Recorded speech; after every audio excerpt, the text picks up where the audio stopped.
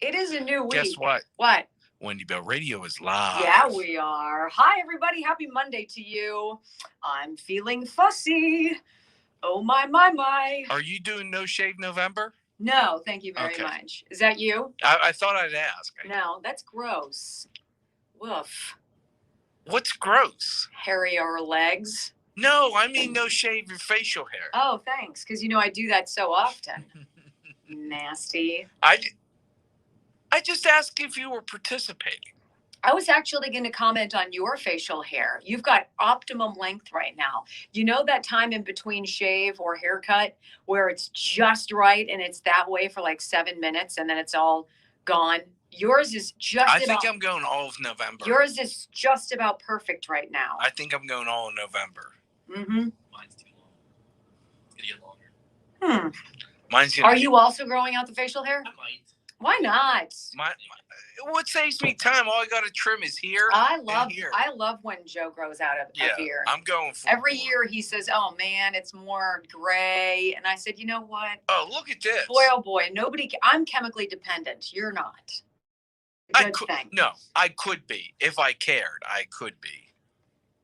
Let's see. Oh, so I put up a photo of my Saturday on my Facebook page. Yes. And all the people putting not invited. Wow. Yeah, hashtag not invited. And guess who started it? Wow, who? What?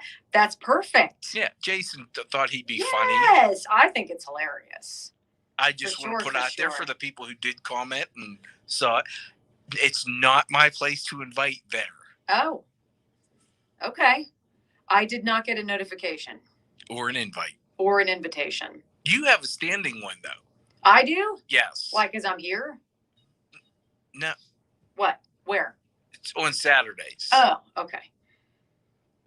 Let's see. I've seen us. I see us on there now. This is a beautiful thing. Hello, everybody. Brock started a trend. I am not invited. No. No, it's his thing. Not invited. I wasn't invited. Mine is better, but that's okay. Fabulous. It's one of those things that you should let other people say. Look, I know I'm fabulous. There's nothing wrong with that. Know who you are. Own who you are. And what I am is fabulous. Right?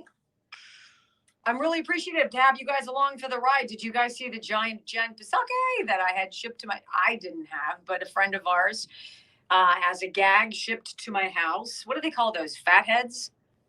I think it's just a stand-up. Or just a stand-up? Like a cardboard. Are we bringing her into the office? I don't know. I was thinking she's face down on the dining room table right now.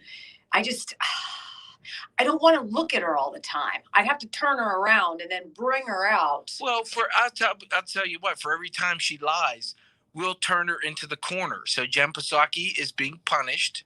Like baby. And being put in the corner. Okay. Yeah. All right. It's mocking what I think is really dangerous. And that is a disingenuous administration that is bad for America. So I get the tongue-in-cheek side of it, but I also want to choke someone sometimes when I hear what they say. We've got good sound from that. We got Wisconsin. We've got Alabama. Hello. Hi, Mary, Jill. What's up, you guys? Barbara, Danville, PA. Good to have you along for the ride. Thank you so much for joining us, you guys. See, Jenny, she's a top fan. By the way, I love all your selfies, Jenny. You're so cute. She takes a lot of selfies when she changes her hair. Very cute. So it's great. She says, I am fabulous. What's her name? I'm going to ban her. Oh, my. I'm not telling. Texas. Neil's in the workshop. New York. All right. I love it. Our trusty flag maker friend Neil is busy working. Yeah, Neil, we need to make a phone call. 314 phone call made. Oh. Did you get did I send it to you? I don't know what you're talking about. I'm going rogue and you can. No, you can't go rogue. You can zippity doo dah. You can't. Roaring Springs. Where's Roaring Springs? Has to be Pennsylvania. No, I think it's Missouri. I'm not familiar with that town. Tampa?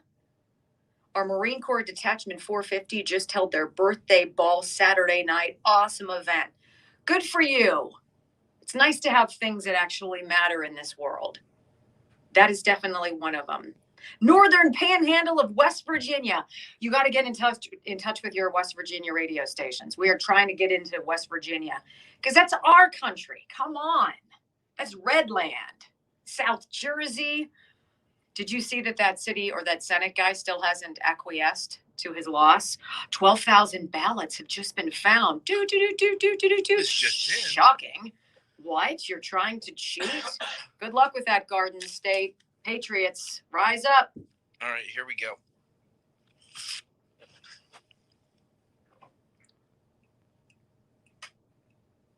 Got me some facts. I made some really bad coffee, but I'll drink it anyway.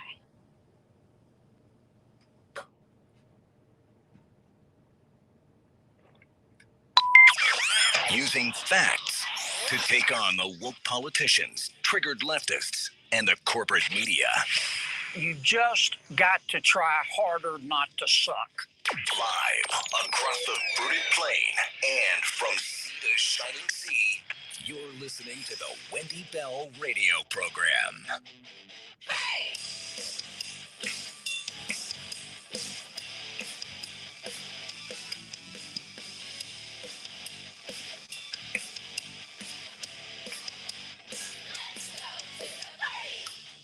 Hello, America. Happy Monday to all of you. It is wonderful to spend the next 3 hours with all of you. Thank you so much for choosing the Wendy Bell radio program, your source for common sense conservatism. Remember, you can always download, and we strongly encourage you to download the free Wendy Bell Radio Network app.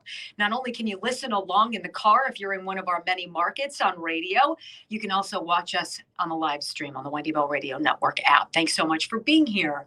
I pledge allegiance to the flag of the United States of America and to the republic for which it stands, one nation under God, indivisible, with liberty and justice for all. Amen.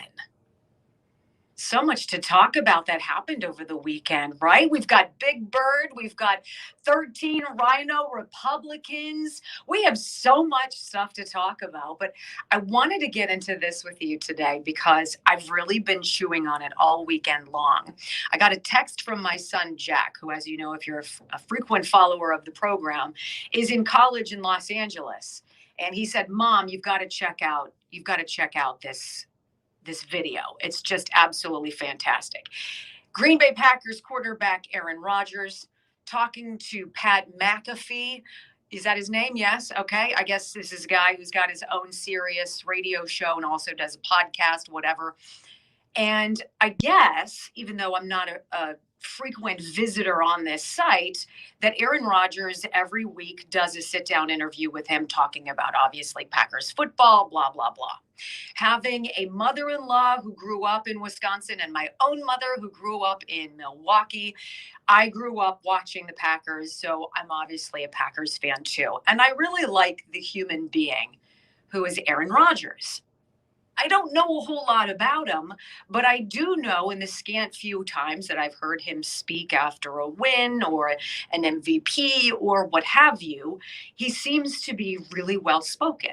And isn't it so common that we put professional athletes kind of in this bucket of just not being maybe the best communicators in the world because it shouldn't be their lane? They're supposed to be athletes. That's the focus. So when you hear someone who's really well-spoken, who's very thoughtful and purposeful in his words, you kind of stop and you pause and your ears prick out a little bit and you pay attention. Well, unbeknownst to me, I've never really followed Aaron Rodgers and his whole vaccination status in the National Football League. And we know in following this story that the NFL, the NBA, these pro sports leagues have been dutiful clone troopers when adhering to the administration's mandates that everybody be vaccinated. So it came out on Friday that Aaron Rodgers allegedly had lied about being vaccinated. And I thought that sounds very, very suspicious. You're not a team leader. You're not a mission focused kind of man who then wants to surreptitiously try to pull a fast one over, not just on teammates or the National Football League, but the entirety of fandom out there for the Green Bay Packers. It sounded very dubious at best. Besides, how could you, quote unquote, lie about your vaccination status when the NFL is borderline Gestapo about it? So I started paying attention. So in this particular interview, this is the first time that Aaron Rodgers, to my knowledge, has sat down and opened a book into his medical decision making, which, by the way, is nobody's business. Absolutely none of our business. But the woke mob with pitchforks and torches ablazing, of course, with no factual information, decided to go after him for alleging that he was vaccinated when, in fact, he did not get the actual mRNA elixir pumped into his bicep or his arm. Oh, he's such a liar. And the mob set its sights on yet a new victim, or so they thought. Interesting. They know nothing about Aaron Rodgers. They know nothing about Aaron Rodgers' medical past. They don't know anything about his family history. They know nothing about any of his possible allergies. They don't have any clue about his individual beliefs about bodily autonomy. They have no idea how much time he's spent considering whether or not getting the jab was something that was right for him. But alas, why do you need facts when you can let your wokeness rule your emotions, and then you can jump on the bandwagon to try to tar and feather and destroy an individual you quite frankly know nothing about? Well, that is the difference between educated and being ignorant. Ignorant meaning not knowing. You do not know. We have a lot of ignorance in our country. I would say Aaron Rodgers would be among the more educated. And in this 45-minute interview, much of it, by the way, was a self-described diatribe where Rodgers himself backpedaled into the very beginning of the preseason when these mandates started coming out for the vaccine. He started talking about his research that he did into these elixirs. And I dare say, when I listened to him in those 45 minutes, I think he's paid attention to this program. Seriously. Because every single thing he hit on that was a question for him, something worthy of review and his own choice about whether or not to get vaccinated, was something that we've talked about in great detail on this show, that I've chronicled on the BS board for you week after week after week, so that you have the resources you need to make the best decisions for you. And that is what this all boiled down to. Aaron Rodgers, unbeknownst to the woke, crazy mob, when reading about all the ingredients in the mRNA vaccines and in consulting with his own medical team, identified an allergy he had to one of the ingredients with the Pfizer and Moderna jabs. He couldn't take those. So he looked at the Johnson & Johnson. Unfortunately, there were issues with that one as well. Blood clotting problems, other issues. And he and his medical team determined that the risks of him getting vaccinated outweighed the benefits of him so doing. Mind you, this is a 37-year-old man in pristine medical shape, who, if we look at the data presented by our own government, has such an infinitesimally small risk of adverse event from having COVID, let alone dying. So, armed with this knowledge, at his own expense, Aaron Rodgers went out and consulted numerous people in the medical field. MDs, PhDs, homeopathic medicine experts. And over the course of many months, developed a plan to make himself safe for both himself and for his teammates and anybody who would come across. Alas, don't allow any of these facts to get in the way of the fictitious story that the woke, angry leftist mob is trying to push.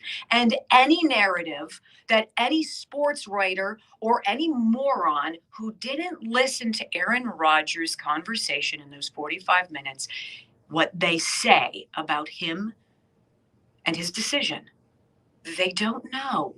They are ignorant. They have chosen to not hear why Aaron Rodgers made the decision he's made.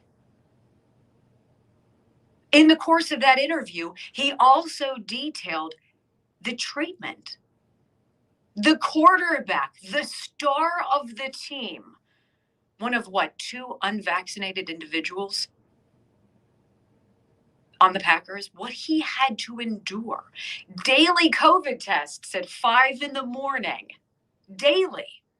He said he was conservatively tested 300 times. He had to sit in his car at 5 a.m. for 40 minutes and wait for the results to come back before he was given the ability to enter the facility wearing a mask, which he dutifully did, to then go work out in a separate area than the rest of the team, segregated from his teammates in the locker room, segregated in the weight room, segregated when they ate, yes? Segregated when they traveled. He tested more than anybody else on that team. And every single day had to prove he was negative and wear a yellow wristband that signaled to everybody who already knew, all of his teammates, all of the staff, the coaches, the trainers, everybody knew that he was unvaccinated. We're going to put this wristband on you just to make sure we know that you're not in the in crowd. These are grown-ups. This isn't Jane Elliott's Iowa classroom 1968 eye color experiment, where she was able to show how kids turn on one another based on something as completely out of control as their eyes and the color of them. These are grown-ups segregating the star of their team, ostracizing him, if you will, by their policies. It is incredible.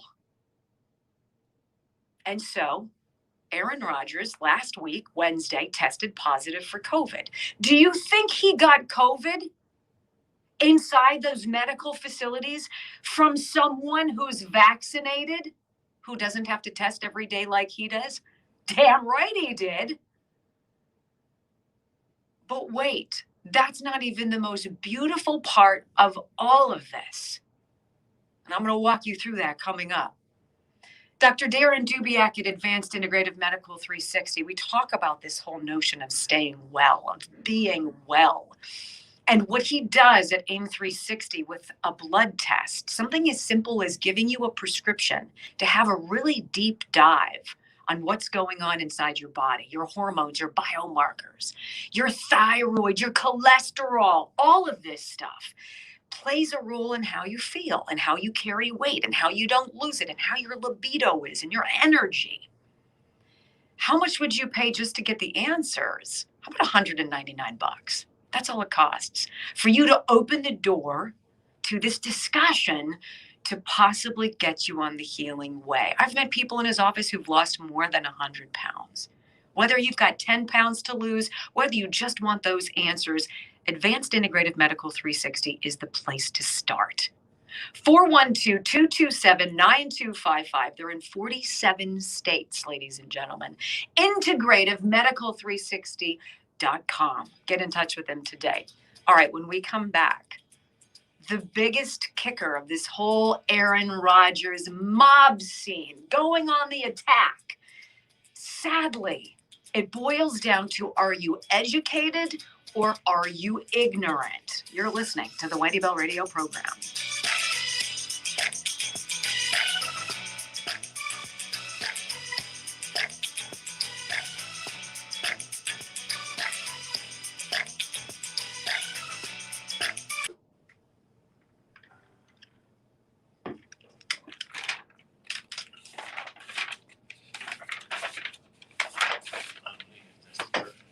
Hmm? I mean, I could, but What'd you say? I'm hungry. Oh, I'm good. I'm good. Thank you very much. I'm Uh, fussy right now, so No, I think what's ridiculous about it all is, he said he was immunized, and he was going above and beyond of what just you were saying. oh He my was doing goodness. other things to be proactive. Beyond. What's that? Yeah, he was going beyond Yes. crazy safety. And it's none of anyone's business. His teammates obviously had no problem with it. The NFL doesn't have a mandatory vaccination. By the way, they also wouldn't allow him, and he went through the process to see if he could get exempt because of his medical allergy. And they wouldn't even negotiate that as a possibility, which means your blinders are on. You are ignorant. You are not open to what we are saying. There is nuance in this world. It's not black or white, right or left. And It's not. And to Chris on the stream who said, whatever happened to just shut up and play? Aaron Rodgers tried to shut up and just play. And then They were told, Yeah. no, you need to. He didn't. He only came out when he had to. The media had been sitting, they knew for 2 months, and they were sitting on this particular story at this particular time to come out and attack. My suspicion is we will all get COVID. We'll all at some point, like you in your life, will get the flu. It is what it is. It's how it's managed. And it wasn't some fly by night. He didn't care and was arbitrary about his well-being. His bodily autonomy and his belief in doing what was right for his body, he suggests that for everybody, of course. How about he was allergic to it? That's not good enough. I mean, of all times to say, that's not good we enough. Get you. Your religion doesn't matter. Your feeling about using aborted fetal stem cells, that Take doesn't that all matter. out of it. He was allergic to it. I might have an allergic reaction that fundamentally changes my life. You guys want to roll the dice on that? Green Bay Packers, who make millions and millions of dollars off of me and my athleticism every year. That's why they let him play. Mm. All right, here we go.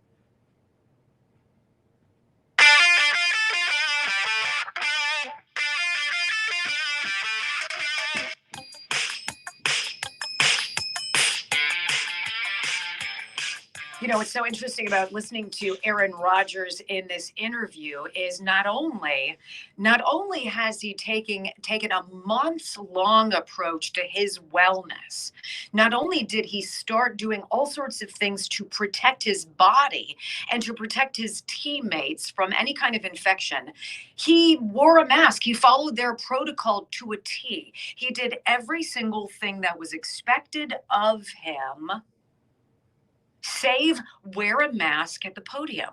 So when there was a post-game interview or something of that nature, everybody in the press area has already been vaccinated. Everybody's sitting in that room as in a Biden administration press conference. Even to get inside, you have to prove that you've been vaccinated. Then furthermore, everybody's wearing a mask. You're standing at a podium probably safely estimated 15 to 20 feet away from the closest person, and he would take off his mask. Oh, outrage! He's pushing everybody's buttons.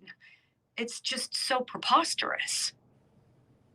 So Aaron Rodgers consults his own medical team. He gets COVID. He calls Joe Rogan, who we know was excoriated for touting the effectiveness of ivermectin.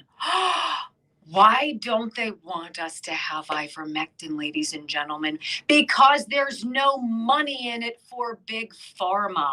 It is a pennies per dose treatment, an anti-parasitic that has been used around planet Earth for years, not for a horse dewormer, but as an anti-parasitic. He got the same protocol: zinc, vitamin C, vitamin D. hydroxychloroquine, ivermectin. 48 hours after he tested positive, he said he felt almost perfectly normal.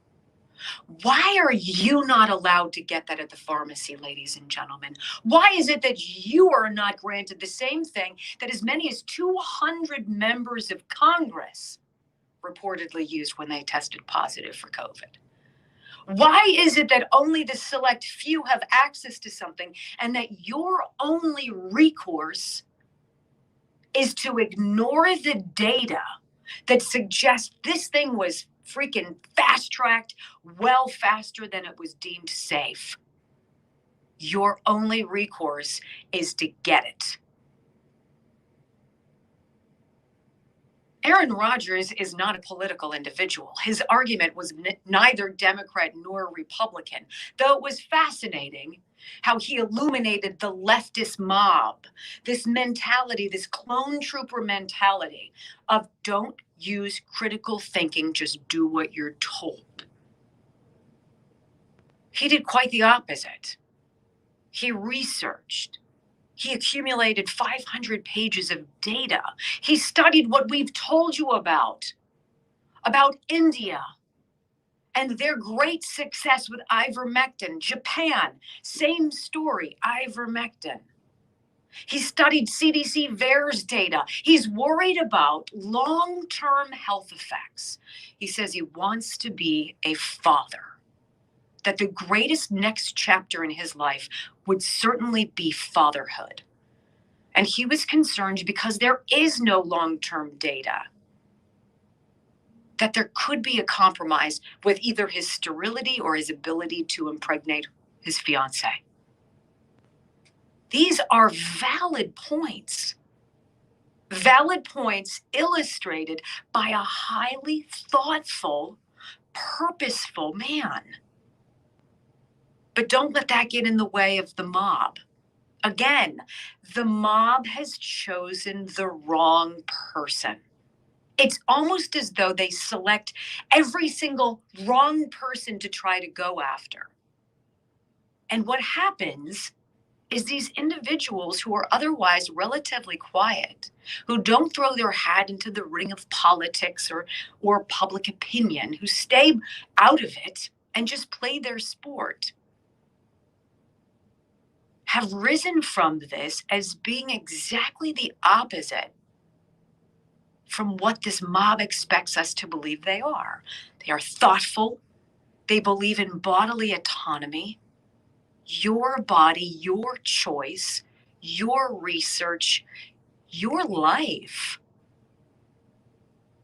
It is fascinating to see this. And when we come back, I want to roll out some data as the government now pushes these vaccinations on the youngest, most precious people in our country. That is beyond reckless. And I'm going to explain why. Don't go anywhere. I've got all the information you need next on the Wendy Bell Radio program.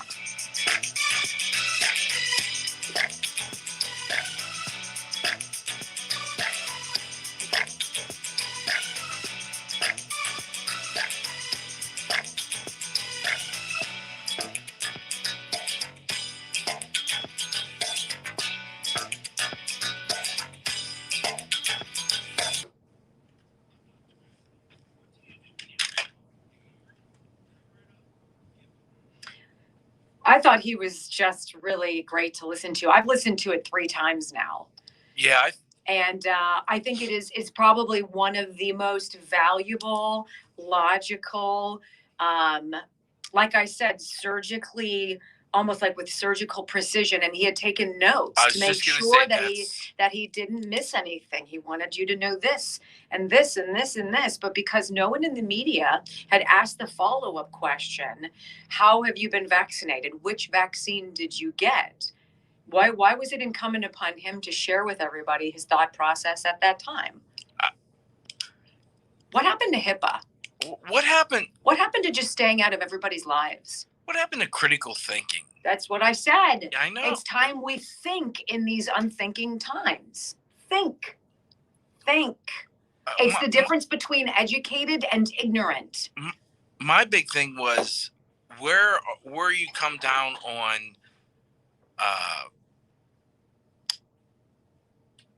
where you come down on where your choice ends and someone else's rights begin, almost, right?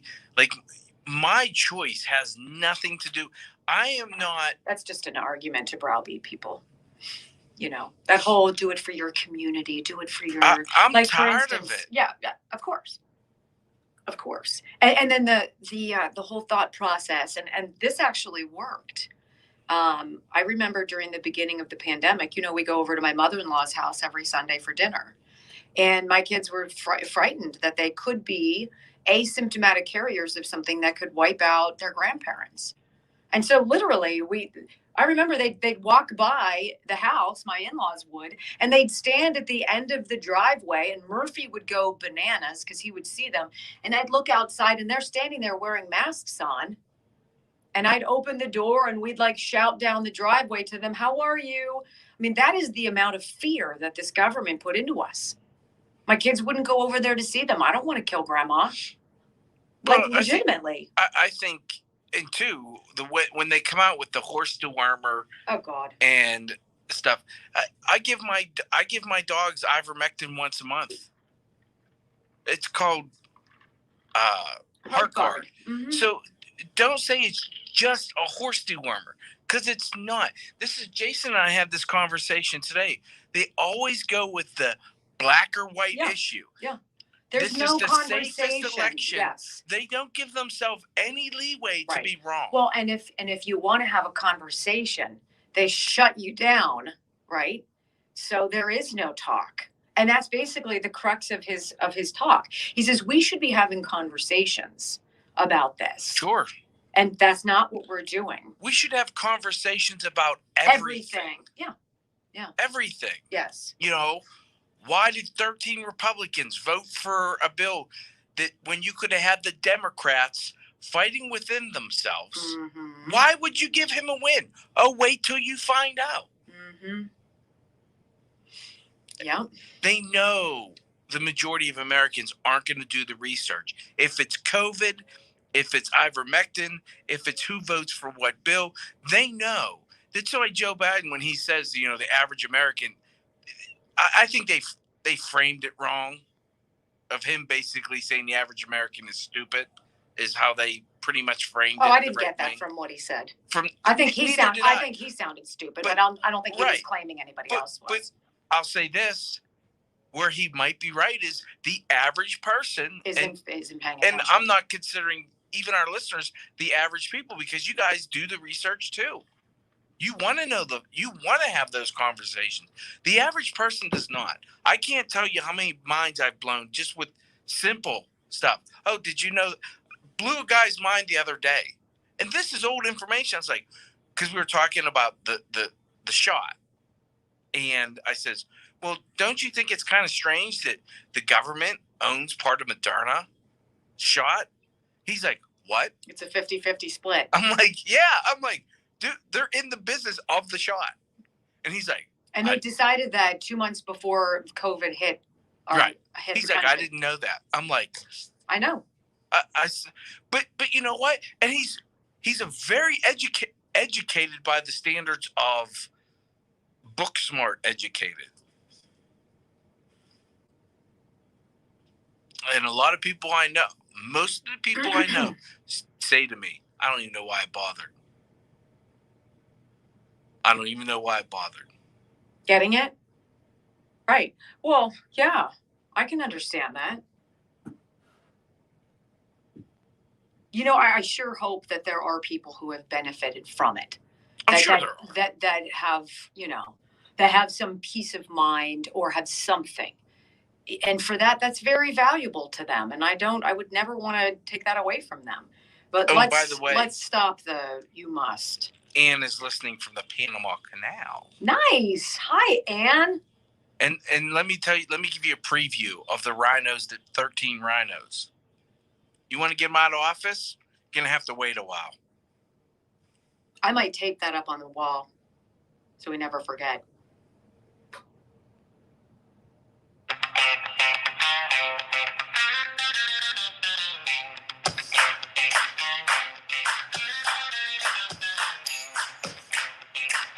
Welcome back, America. You are tuned into the one and only Wendy Bell Radio program. We're excited to have you along for the ride. You know, as I'm thinking about this whole Aaron Rodgers situation, think about the people who have emerged, who are really extraordinary in their fields, athletics or comedy or whatever, who have been that one person who hasn't wanted the spotlight, but who is nudged into that position because of people who are uneducated or simply corrupt. So look at Aaron Rodgers. He never wanted to be the poster child for, vaccine self-determinism, yet everybody should be their own advocate for what is best for them. You should be doing the research to see what's in the damn thing. You should be having a critical conversation with your physician about the data in the vaccine adverse event reporting system. If you sit down with your doctor and you say to him or her, "Doctor, I'm concerned. Tell me about your thoughts regarding the adverse events reported in the hundreds of thousands to VAERS," and your doctor gives you a blank stare, you know that I've done more research than your physician. And Houston, that's a problem. So you have Aaron Rodgers with an allergy. And when he looked at the risks and the benefits, the risks to him possibly far outweighed the benefits. Look at our US military. You're talking about the most fit individuals, I would argue, on our planet, particularly those who have to fly planes. You have to go through such strict protocol, it's not even funny. Yet, don't worry about that. Your bodily autonomy does not matter when the federal government has the ability to make a hell of a lot of money. Again, remember, there is no money in you being healthy. Rather than doing this, why is there never any conversation about wellness? Why don't we talk to people about wellness, about the benefits of their diet, about drinking water, about vitamins and minerals, things that don't cost a lot of money, that are fantastic and known preventives? Why don't we talk about these things? Why was hydroxychloroquine and ivermectin widely discouraged? Why, even if your doctor gives you a prescription for ivermectin, if you go to your CVS pharmacy, the pharmacist behind the counter will tell you, you can't get that here. Well, why the hell not?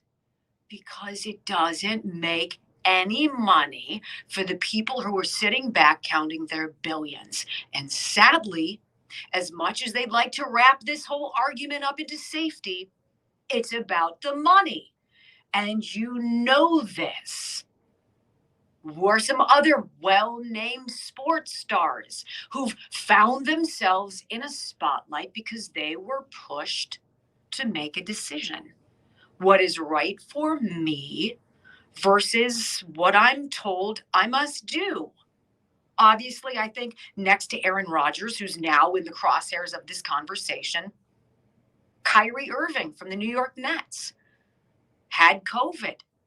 I have natural immunity. I have natural, wonderful immunity. And studies suggest I am something to the 20 times more robustly protected against COVID than any jab could provide. Where is the conversation about that?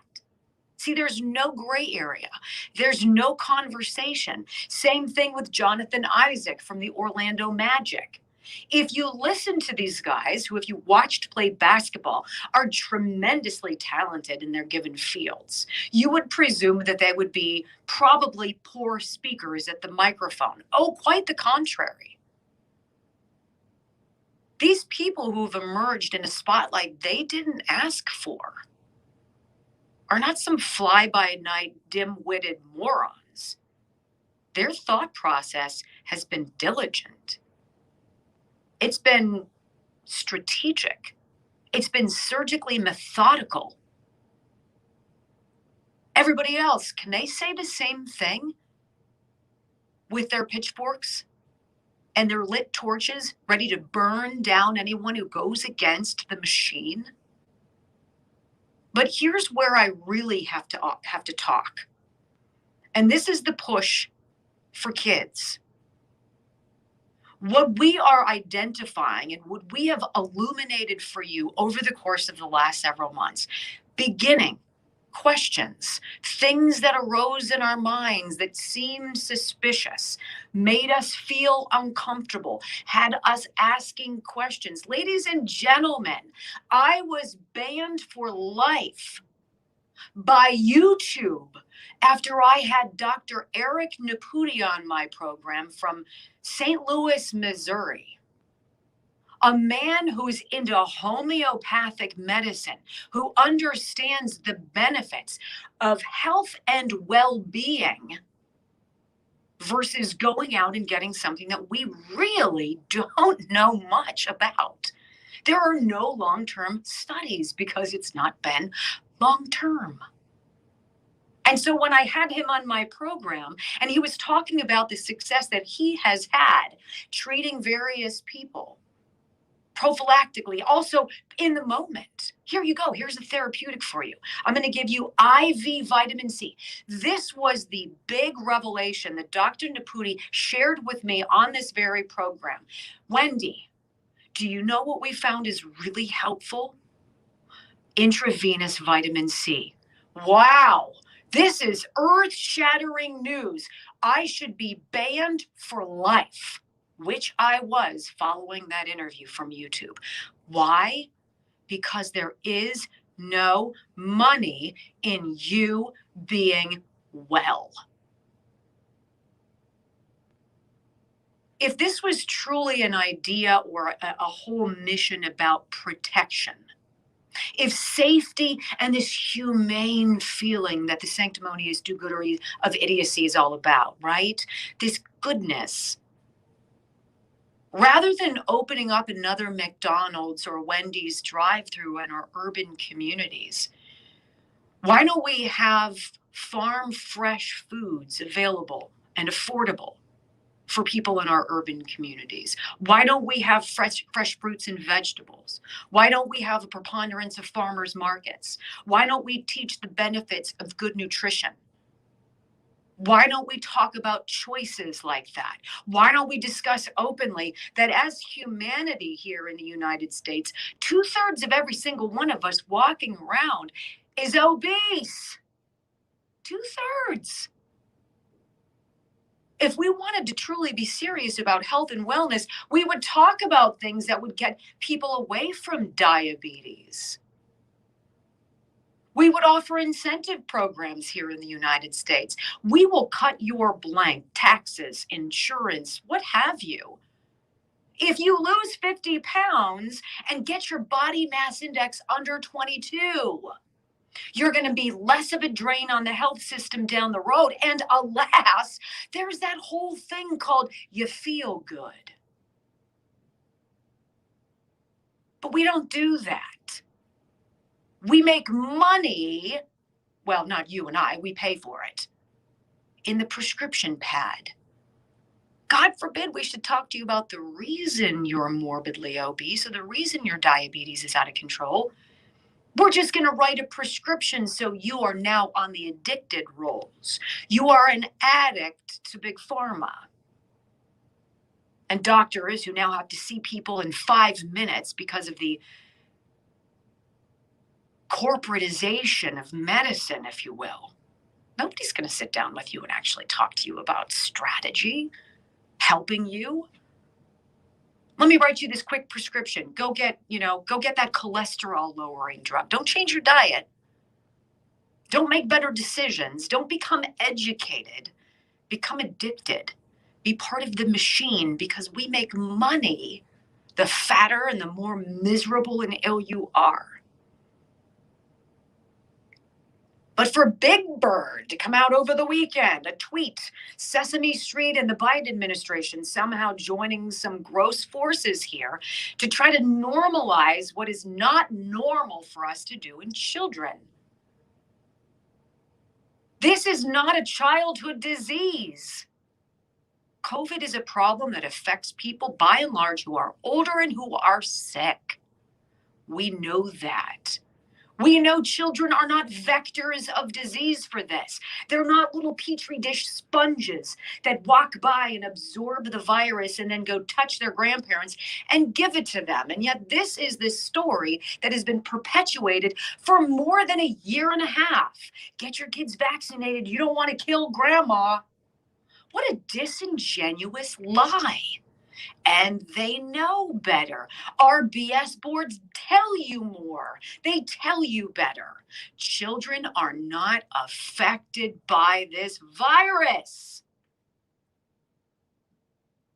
But Big Bird sends a picture out. Oh, I got my vaccination. My left wing is a little sore. And then Joe Biden, as though we're supposed to believe he was lucid enough to comment, said something to the effect of, "Go, good job, Big Bird. You protected your whole neighborhood." Since when was your decision ever in your life supposed to protect your neighborhood? How's that the issue that they've conflated this with? And so now moms and dads out there with children who are going to face a decision because schools are going to be uneducated. They will choose to be ignorant. And instead of thinking critically in unthinking times, they're going to do whatever the easy path is. I'm going to stay out of the crosshairs of the government. If you want to go to this school, you have to be vaccinated. Don't mind the fact that the reports of side effects among children are disastrous. And while I've gone long on this segment, I do have it here to provide for you.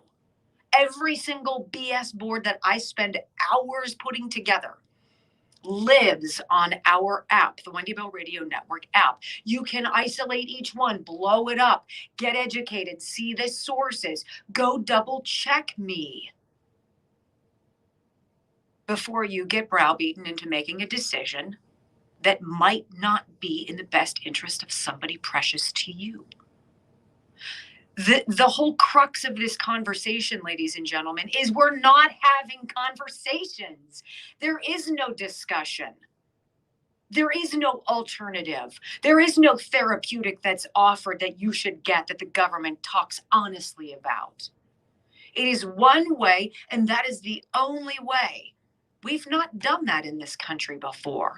We are a melting pot not only of nationalities, not only of human beings, but of ideas, of gifts, of backgrounds, of lanes. Everybody has a lane. Rather than bringing everybody into this conversation, we exclude those who have valuable information to share. Because, one more time, there is no money in you being well.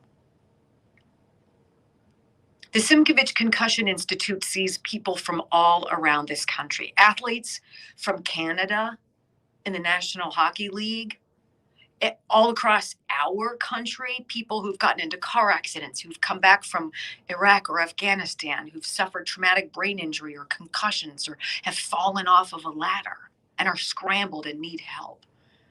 Can you imagine the delicate nature of not only knowing your brain is damaged, but the ripple effect it has on you, your feelings, and how your family has to watch you suffer? But if you could go somewhere where that was their singular focus, on fixing your symptoms, but healing your brain, wouldn't it be worth it to you to pick up the phone and make that appointment? Yes. Here's the number, 412-366-3700. His name is Dr. Charles Simkovich. He's been doing this for decades. It's revolutionary, non-surgical. Make that appointment. SimkovichConcussionInstitute.com. Benefits versus risks. Have you done your analysis? What are the benefits to you? What are the benefits to your children? What are the risks? We cannot proceed unless we have an open and honest conversation about this. And that conversation starts next on the Wendy Bell Radio program.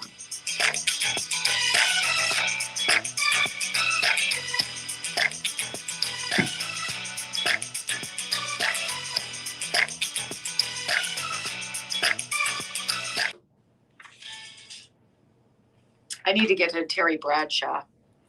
What's I that? forgot the Terry Bradshaw sound. We can maybe do this here. That's I had a conversation with someone this weekend about someone that a mutual person that we know is pregnant and decided not to get the shot. And another person was like, well, I did research and she should really get it. And my only, I just looked at the person and From said, where? Where was your research? no, I said, words matter. And I said to this person, I said, isn't it funny that this one person who did her research is pro-life, pro-choice, right? And I said, well, this isn't good this hasn't been approved for children under 5. A fetus is under 5. So even if this child is born, this child is not right for the vaccine. So what if this person chooses to breastfeed? So and they looked at me with this blank stare and I said, I just don't understand the push. Yeah, we don't know. We don't know enough. You We don't can't tell know. me. Well, that's what I said about her research. I said, whatever research you've done is bunk. And she's like, why? I was like, because it hasn't been out 9 months. There's no research of someone that got pregnant that later come out and said, oh, here's how I got through my pregnancy. So don't tell me this research that you've done, because whatever you've done, I'm sorry, you wasted your time. If you've done it just exclusively for that reason, the government doesn't have research, but you're telling me you By the do? way, if you go to your obstetrician and gynecologist and ask for research regarding the jab, I guarantee you they're not giving you VAERS data. They're going to tell you what they've been pushed by the American Academy of Sure. whatever. Pediatrics. This is the line. Right. And this line is dictated by the federal government. And to say, and you can Chris, you can post all the stuff you want about the government saying it's safe and effective for pregnant women. They just don't know. It's not a matter of me saying they're lying. Yeah. It's a matter of me saying, how could they know? Do you want it to be your wife who loses a child because later down the road they find out, oh, we didn't know this? Wait, you're right. That's what they're doing. I don't now. want that to happen to you. Your choice. But I don't want that to happen to you. Here we go.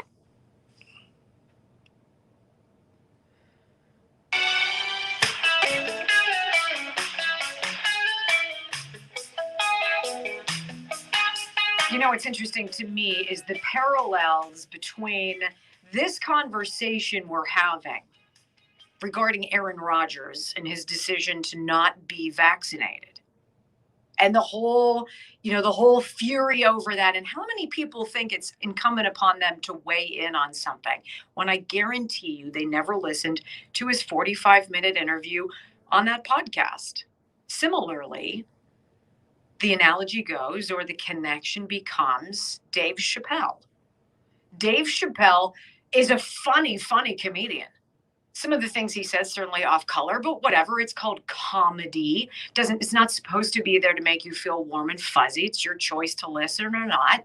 Well, Dave Chappelle got in the crosshairs because he did a Netflix special called The Closer, which, again, if you've not watched, you're not familiar with the controversy, where he marvels at the trans movement, the LGBTQ, but by and large, focusing on transgender movement, being able to move the needle in such a short period of time, when he, as a Black man representing the Black community, has been fighting for decades and decades and decades for equal rights, fair treatment, et cetera, et cetera, et cetera. And he says in the special, I don't hate you, transgender people. I'm jealous. I'm jealous. Why have you been able to make so much progress in such a short amount of time so that schools have transgender bathroom policies? Schools allow transgender athletes to compete in sports that their biological sex is not. that we've fallen over ourselves, or so many have in this woke world, to acquiesce to their every demand. Dave Chappelle says, I don't hate you. I just marvel at how you've been able to pull off something so quickly. Well, the transgender community went bananas. How many of them didn't hear what he said? I've watched his special now twice. There is nothing transphobic or hateful or anything about that community said by Dave Chappelle. In effect, and to be truthful with you, he relays a story of a trans person he was very close with, who ended up taking their own life, rather. And he was devastated. Devastated. At some point, trying to explain yourself and your feelings and what you say and do to people who are unwilling to hear, unwilling to listen, unwilling to have a conversation, how long are you going to beat your head against the wall? And so Dave Chappelle's final answer to them was, I'm more than happy to meet with the transgender community on my terms, where I say, when I want, don't you try to make demands of me. Don't make me be the spotlight here. Again, this is a highly educated, exceedingly well-researched man. Aaron Rodgers, Kyrie Irving, Jonathan Isaac. How many people are being put in a spotlight that they didn't request, that the woke mob has shined on them? If you are willing to have a true conversation, let's go. But they don't. They can't, because they cannot defend their side. This is the woke side. There is no defense of mob mentality.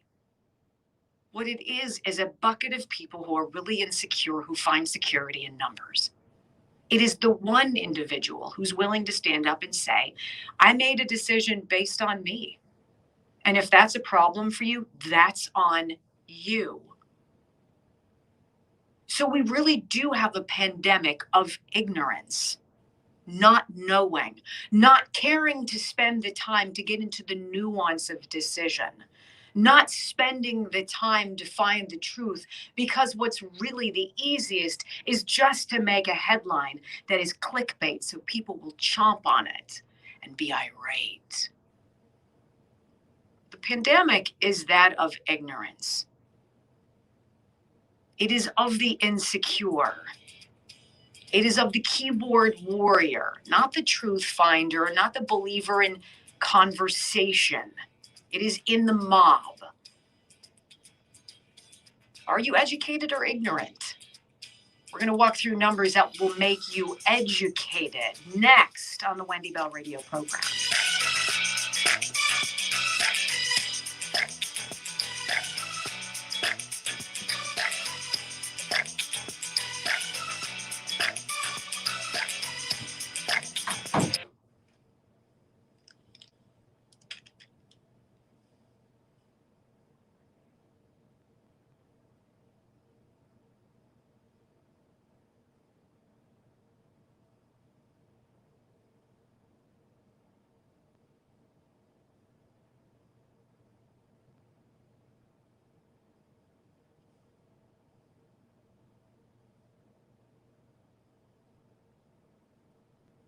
How many of you guys saw CNN go get interviewed by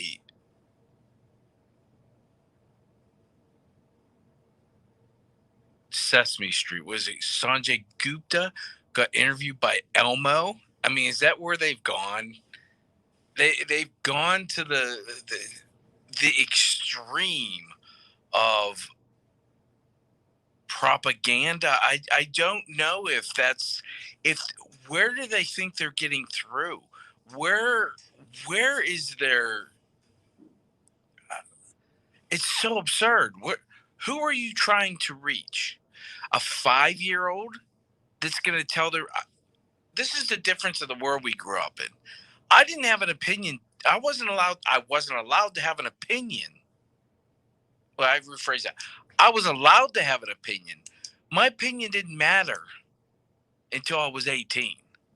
I could have my opinion and I could say what I wanted, but when push came to shove, my opinion didn't really matter that much.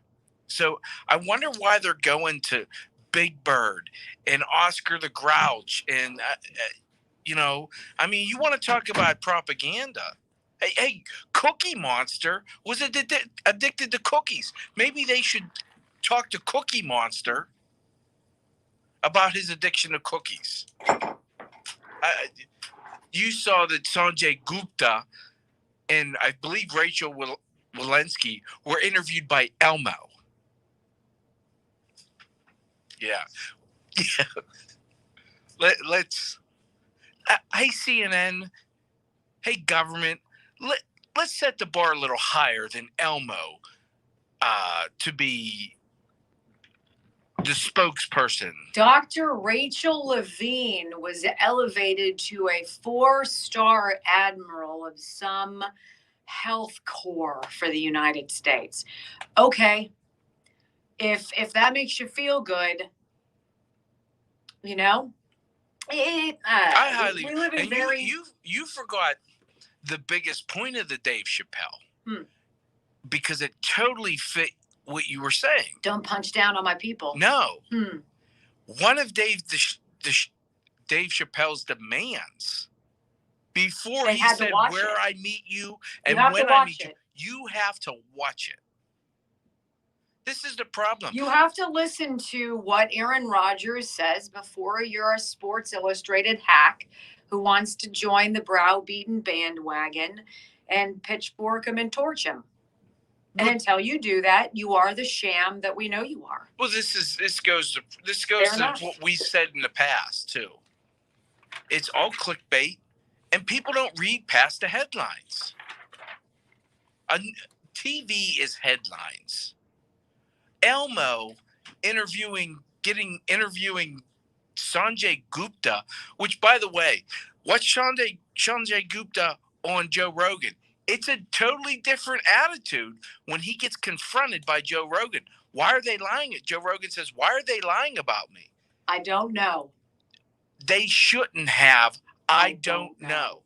But he'll go on Elmo and say, yeah, hell yeah, get the vaccine. It's just the Michael, it is a secret cookie addiction. But I mean, I think we need to wonder about that. Why don't they talk about addiction with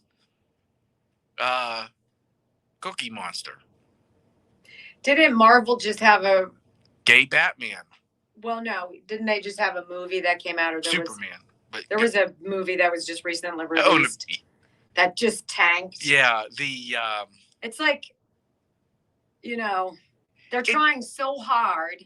If you would just stop and you would let people live their lives, the vast majority of America doesn't really care what everybody else is doing. Really don't. Did you see that the health people that, I don't know if they're a hospital or what, that Aaron Rodgers, I guess, did commercials and stuff for, dropped them? Well, I think they mutually agreed to that. Yeah, that's Aaron what Rodgers I got out doesn't of it. care. Let's be honest. The guy's making $40 million a year for it. I don't think he's really going to miss. But he talked about all the research he does. He says, when I filled in on Jeopardy, the hours I put in research, when I do film study, he goes, it's like how I address this show. Yes.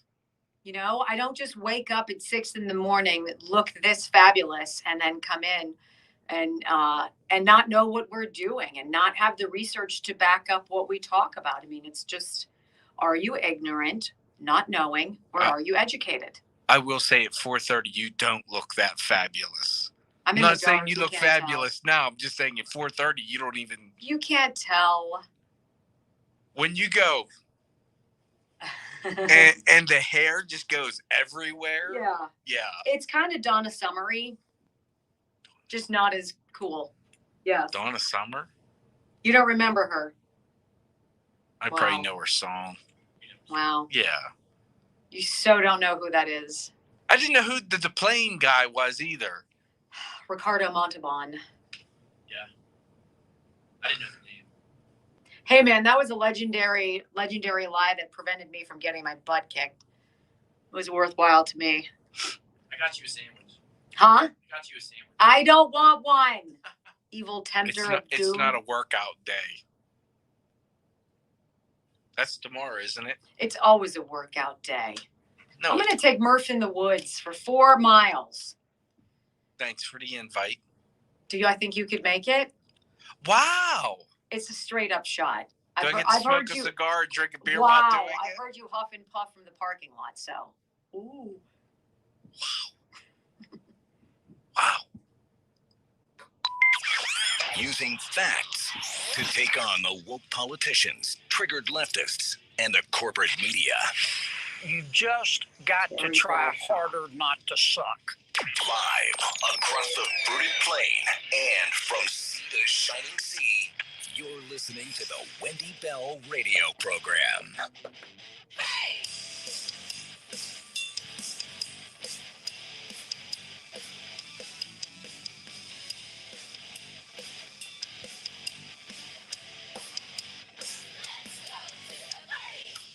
Welcome back, everybody. You are tuned into the Wendy Bell radio program. As always, we love spending these 3 hours with you every Monday through Friday. So thank you for choosing us. We know you have a lot of options, but fabulous. Just kidding. Okay, so let's get to this. You know, there's some people who should probably not speak out about things about which they obviously are ignorant. So I highly doubt that Terry Bradshaw saw Aaron Rodgers' podcast with Pat McAfee. Highly doubt it. Because if he had, he would not have, during weekend football, said this. I'd give Aaron Rodgers some advice. It would have been nice if he'd have just come to the Naval Academy and learned how to be honest. Yeah. Learn not to lie, because that's what you did, Aaron. You lied to everyone. I understand immunized. What you were doing was taking stuff that would keep you from getting COVID-19. You got COVID-19. Ivermectin is a cattle dewormer. Sorry, folks, that's what it is. We are a divided nation politically. We're a divided nation on the COVID-19, whether or not to take the vaccine. And unfortunately, we've got players that pretty much think only about themselves. And I'm extremely disappointed in the actions of Aaron Rodgers. Hey, Terry, I can guarantee you that Aaron Rodgers doesn't give one rat's rip what you think. You need to stay in your lane. And your lane is talking about football. You've veered out of your lane and you've called Aaron Rodgers, who clearly you did not listen to, a liar. And then you perpetuate the BS narrative that ivermectin is a cattle dewormer. Terry, sadly, when you open your mouth and go rogue as you veer out of the lane of your life parameters, you just sound stupid. This is a good time for the BS board, and I think you guys are going to like it. Here we go. Time to cut the crap, because Wendy's breaking out the Ireland Contracting BS board. I will freely admit to you that I do a lot of investigating. I find it is my role if I'm going to stand here on this program, and I'm going to share with you information. I should probably do my due diligence and be as educated as I can. What I will never do is tell you how to think, what to do, how to vote, to feel. I believe you need information in a world where you cannot believe anything that you hear. My objective is to have impeccable integrity with you. And the only way to do that is to source things so that you can check me. Okay? So today's BS board says this quite simply. Are you educated or ignorant? Risks versus benefits. There have been some highly educated individuals, data analysts, PhDs, MDs, biologists, chemists who have been digging into the information to make some very interesting findings for us. The source of this first part of the BS board today is a biologist and independent data analyst named Jessica Rose. Dr. Rose has looked at 30 years of domestic VAERS data, so United States information, as compiled by and reported in the Vaccine Adverse Event Reporting System. Those of you who are familiar with this know that VAERS was a joint creation by the FDA and the CDC in 1990. And the purpose of VAERS was to give people, us, also medical professionals, witnesses, the ability to report when a medicine approved by the government had a sideways health effect, an adverse event, as they say. So we're going to go back. We're going to look at 30 years of data, 30, so 1990 to 2020.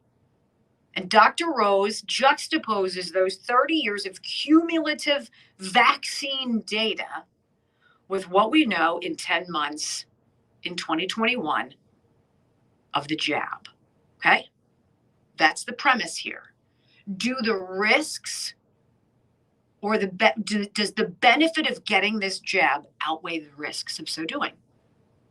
So a comparison of the last 30 years of death data in VAERS, isolated and analyzed deaths reporting to VAERS. This particular nugget is just the last decade for you, okay? So in 2011, all the way up until 2021, I'm going to go through the number of deaths, mean number of deaths. Well, it's not the mean because these are individual years. Deaths reported to VAERS. Now, I remind you again that we know the number of people who self-report adverse events to VAERS is a fraction of likely events suffered. Somewhere between 1% and 10% are actually reported. It's very small.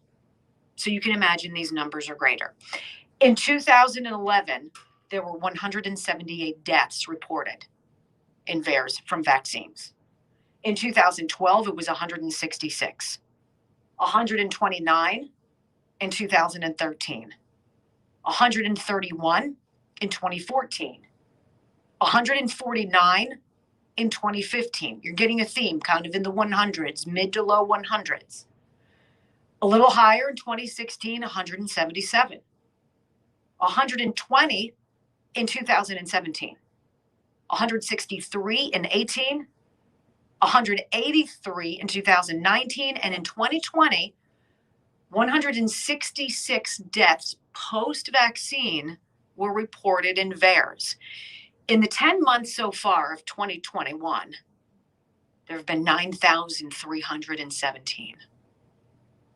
9,317 reports of death post-jab. You do the mean of those 10 years prior, the number of deaths reported, 155.7 versus this calendar year so far, 9,315. That is a 5,910% increase. Do you know how astronomically large that is? 5,910% increase. I'm no data analyst, but that's a problem. Let's look at adverse events in general, anaphylaxis, problems, myocarditis, blood clots, whatever. The mean average of all adverse events for the last 10 years, okay? Last 10 years, add up every adverse event divided by 10, you get 39,218. 39,218 reports post-vaccination from the last 10 years, something went sideways. In the 10 months of this year, that number is 618,548. A 1,477% increase post-jab. More than all of the last 10 years combined. Do you think that illustrates that we should pump the brakes here and say, whoa, whoa, whoa, whoa, there's something going on? Either everybody out there is lying or people are suffering. And we need to find out what the truth is before we fast track this to our children. And isn't it so weird that with these numbers, your federal government and these pharmaceutical companies are untouchable? They cannot be sued for damages. That's emergency use. That's scary. Let's go on. 1 of every 309 fully vaccinated individuals has reported an adverse event of theirs. 1 in every 309. 1 in every 660 fully vaccinated individuals have reported an immunological adverse event. You look at those numbers. How many shots have been given? What do we have? 200 million people, more than that in this country, fully vaccinated? Is there any wonder we've got a 5,910% increase in death? 5,910 and a 1,477% increase in adverse events post-jab? But what about kids? What about children? What do we know about them? I'm going to walk you through this in just a second. There's no conversation about this to be had anywhere. Have you had this conversation with your physician? Have you had this talk?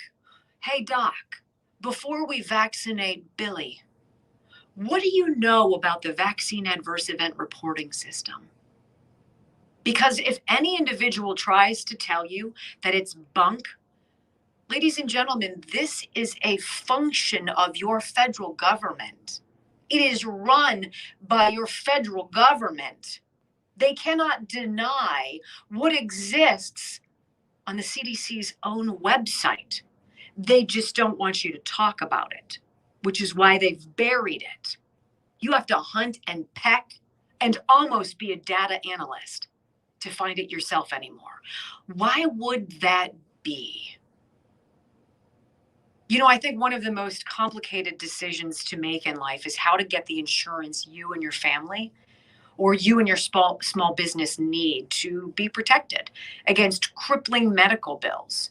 Ever since the Unaffordable Care Act, you know, where you could keep your doctor, keep your insurance, premiums have skyrocketed, out-of-pocket copays skyrocketed, and oftentimes you pay so much more before anything kicks in to cover you. But if you could get a man on your side to help you save 25 to 50% or even more on your monthly deductible or your monthly premiums and your deductible, wouldn't that phone call be worth it? I'd say so. And that man is my friend. He's Tom Yakupin. I'm going to share with you his phone number, and I'm going to encourage you to give him a call.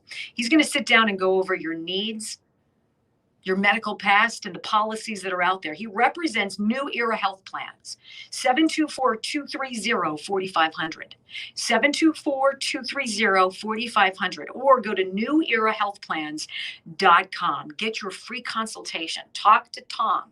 Tell him the Wendy Bell radio program sent you. He'll be delighted to spend that precious time with you to get you the insurance you need. All right, when we come back, how about the data that we have so far for kids 12 to 17? What does VAERS tell us about that? And what about pregnant women? Wow, you don't want to miss this. It may just save your life. Coming up next on the Wendy Bell radio program.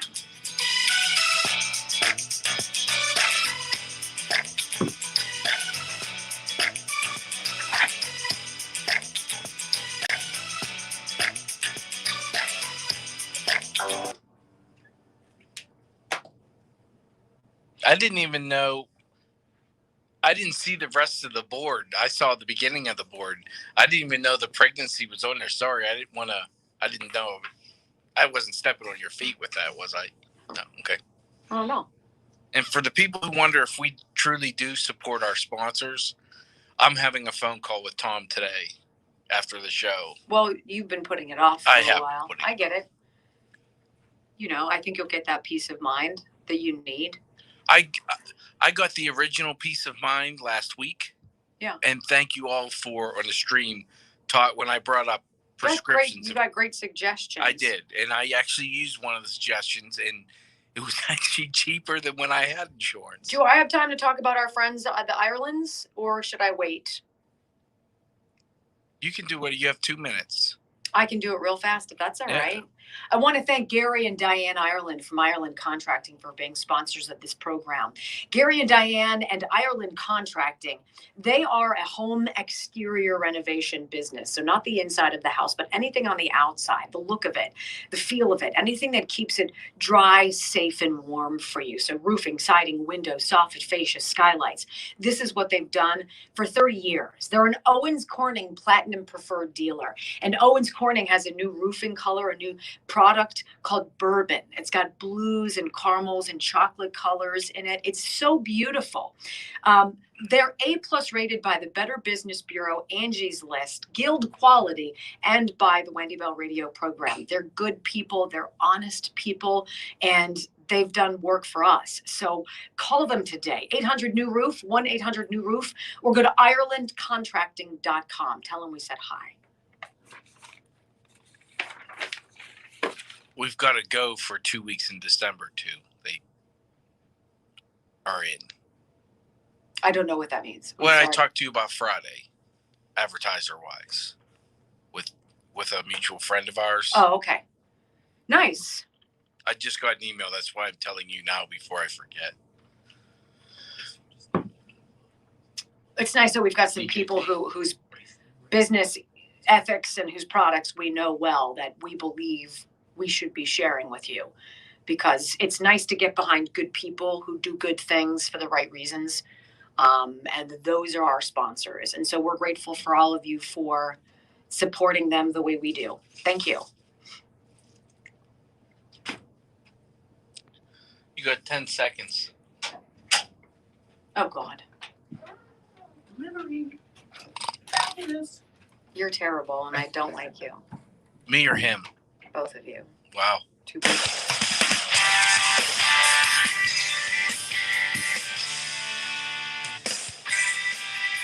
So the CDC's VAERS website, or VAERS pages, the Vaccine Adverse Event Reporting System, is really very illuminating. Though it's shocking that a Stanford study many years ago discovered that only between 1 and 9% of all adverse events, or 1 in 10% of all adverse events, are actually reported. It is a grossly underreported figure. So you can only imagine if we say, 10 adverse events, the number could be as high as 100, could be higher than that. Truly, it's dizzying if you think about it. But this rush to vaccinate children is really a rush to find a blank check for Big Pharma. So you've got 28 million school kids between the ages of 5 and 12 who are now in that new bucket that the greedy among us want to basically syringe, even though we know that they're 99.998% likely to survive a COVID infection. Okay. So let's look at this. This is VAERS data itself. And this is as of October 29th of this year. So just about a week ago. Okay. Cases of myocarditis in the United States. Myocarditis, inflammation of the tissue around the heart. Okay. This is significant. This means that you have a relationship with a cardiologist for the rest of your life. You don't just take a pill and it's better. It is forever changed. Between the ages of 12 and 17, there have been 434 cases of myocarditis among children, okay, post-jab. Ages 17 to 44, far fewer, 113 cases. Not only do we understand that COVID doesn't kill children, we know that the jab does something that is statistically higher percentage in children than in older people. 79% of all myocarditis post-jab cases have been among kids. Houston, what does that tell you? There's a problem. How about this? What about in pregnancy? Source, again, VAERS as of October 29th of this year. Spontaneous abortion.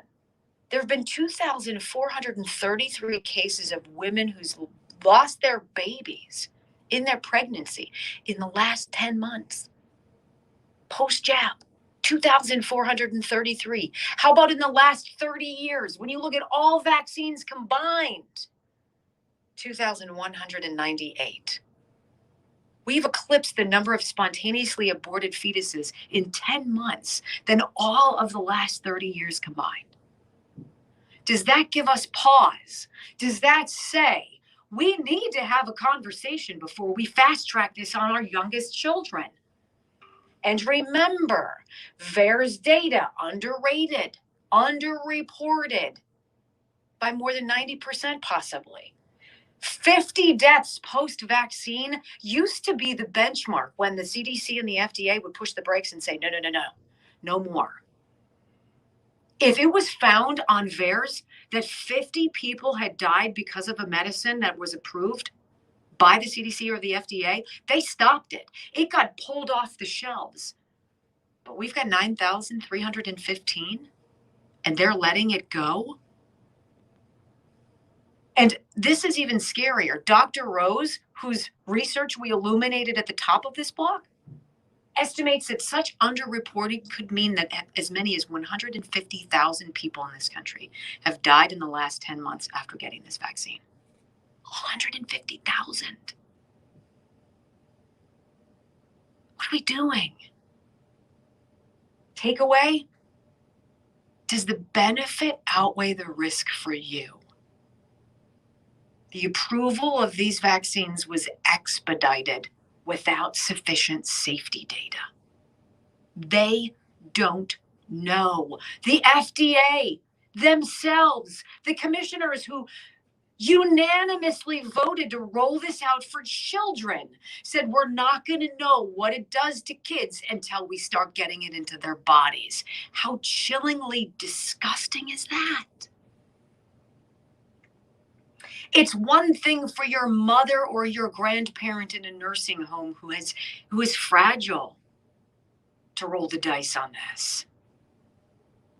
Their number of years left is dramatically smaller than the years of life ahead for our young people. Stop, do the research, get educated. Don't let anyone tell you it's right for you until you know. Coming up, we're going to expose 13 rhino Republicans, the commonality they all share that goes beyond voting to give Joe Biden and the freaking progressives a win over the weekend. Coming up next on the Wendy Bell Radio program.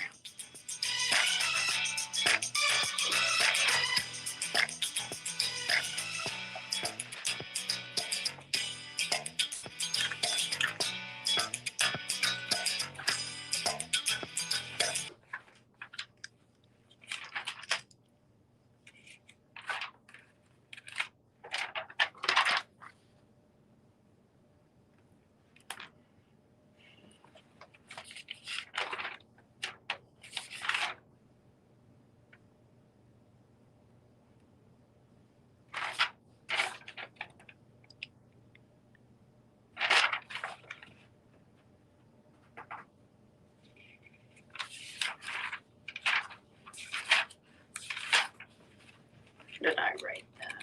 Dang it.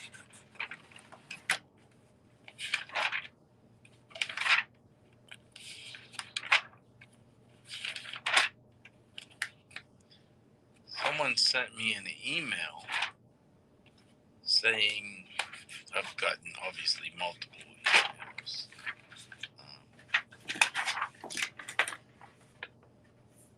Things that popped up on Facebook saying we aren't a real page, and they giving them options to unfollow or block us. No need for shameless plugs. You know, Wendy mentions it a couple times a show, but this is why we're getting off face. This is why we're having the app that's eventually going to lead to us being off of Facebook, because one, Facebook is pushing us off. And it just gives us the ability not to have to worry about what they're doing and how they're trying to suppress our page.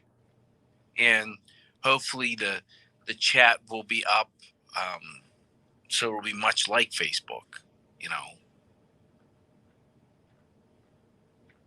I know a lot of you guys watch on Facebook. And don't get me wrong, we're gonna stay there as long as possible. But there's gonna be a day they're like, okay, you're done. And we're not even gonna be able to come on the platform to say, hey, they kicked us off.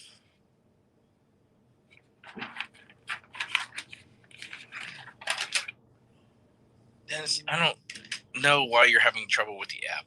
Every time I click on it, it works. So it's not a special phone. So Dennis, I'm sorry to say it's not me, it's you.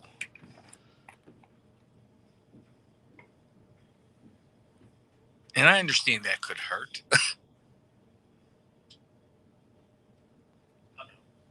I told you, by the way. I told you. Jason said, should we get Wendy a sandwich? Because Jason was hungry, and I'm always hungry. so could I. And then Wendy, I said, you know what? You might as well, here's some cash. Get Wendy one too, because she'll eat it. She's like, I won't.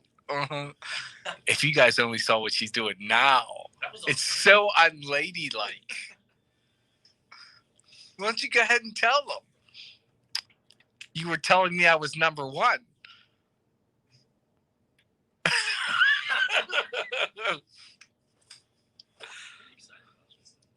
I think I'm going to HR for this.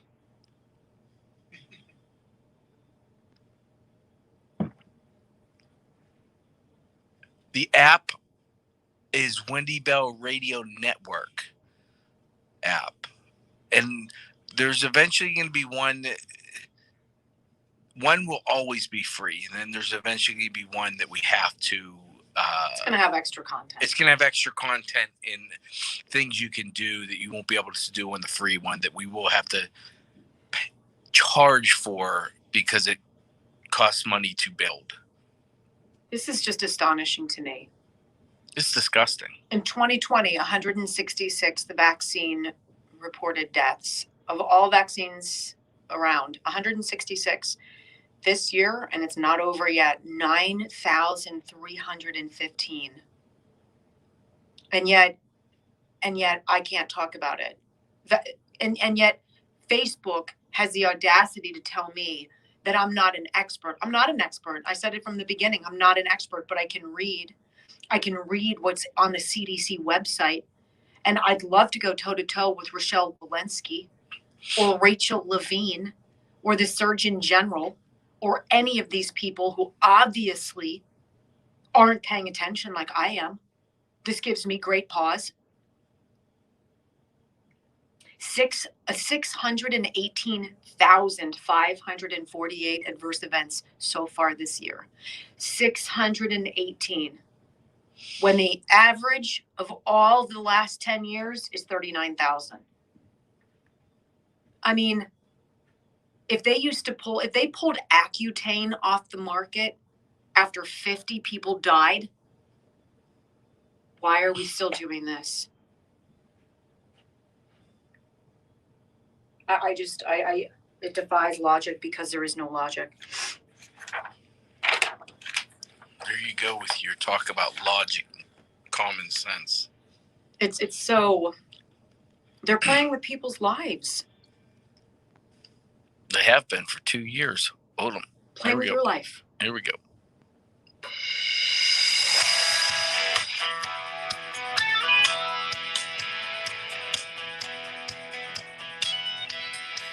Welcome back, everybody. You're tuned into the Wendy Bell radio program. You know, one of the things I tend to kind of glom onto a lot is the one person who seems to slice through the din, the misinformation, the woke hysteria, the one person willing to stand alone on their own proverbial mountain and plant their flag in the sand and say, I'm comfortable making this decision and being in the spotlight because I'm comfortable with me. I know what I've done. I know who I am. I know what I feel. And regardless of how you interpret my words, my actions, my anything, I know the truth. And you don't know better than I.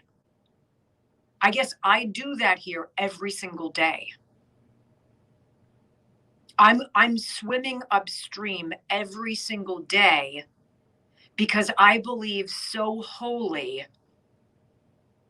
in honest and open dialogue. And it simply does not happen anymore. I'd like to ask these 13 Republicans in the House of Representatives who late Friday into Saturday, I think, voted on a measure that they absolutely did not read. That there is no way that when a bill is given to you and you have 24 hours to see its pared down version, that still is $1.2 trillion and 2,702 pages long.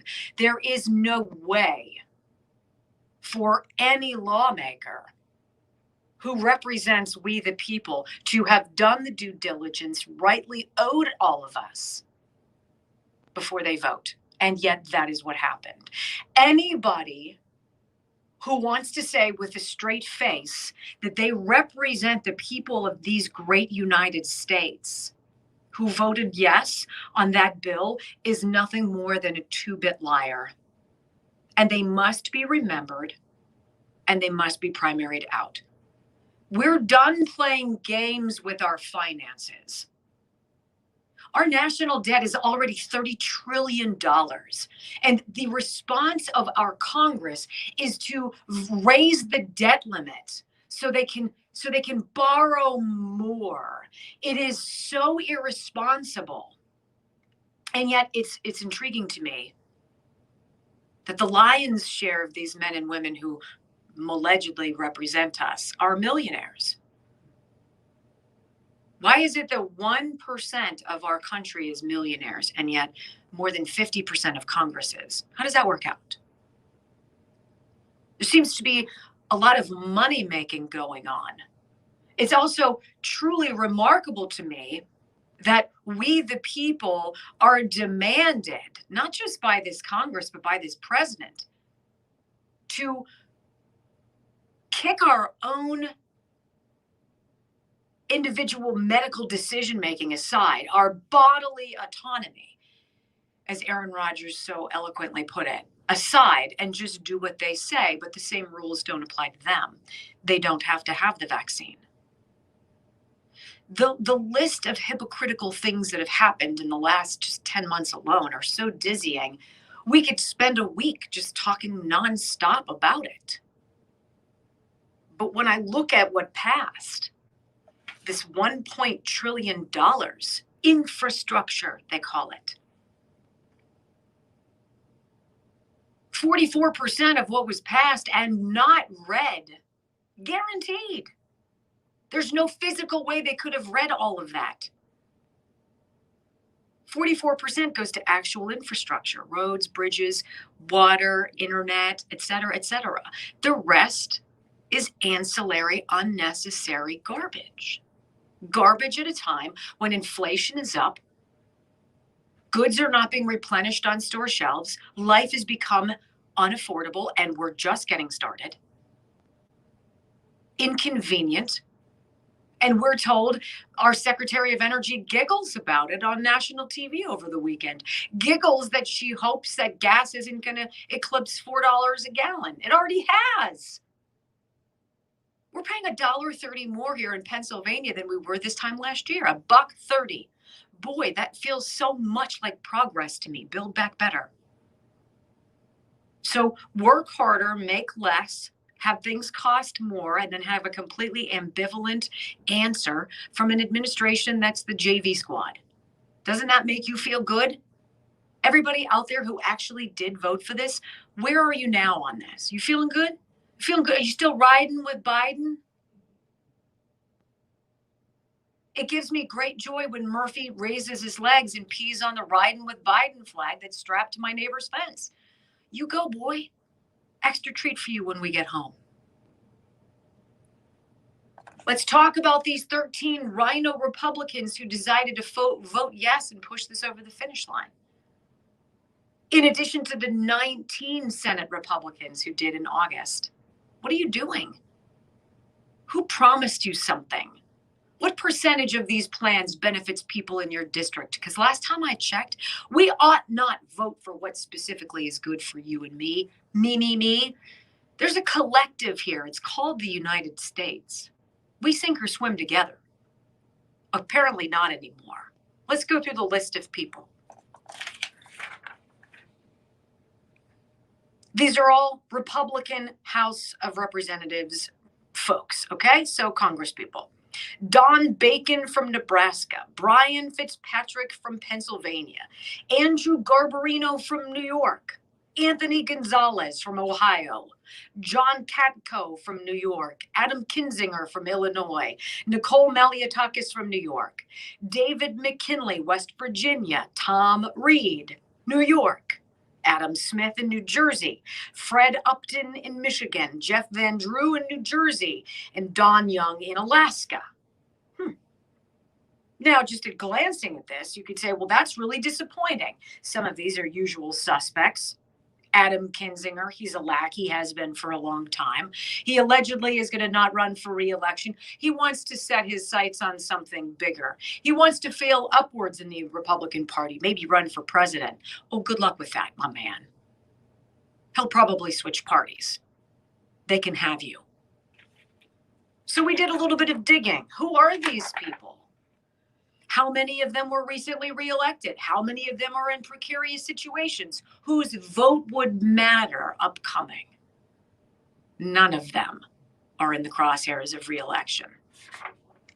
11 out of the 13 either were just reelected or have decided not to run again. 11 out of 13. Isn't that interesting? The other two aren't running. What?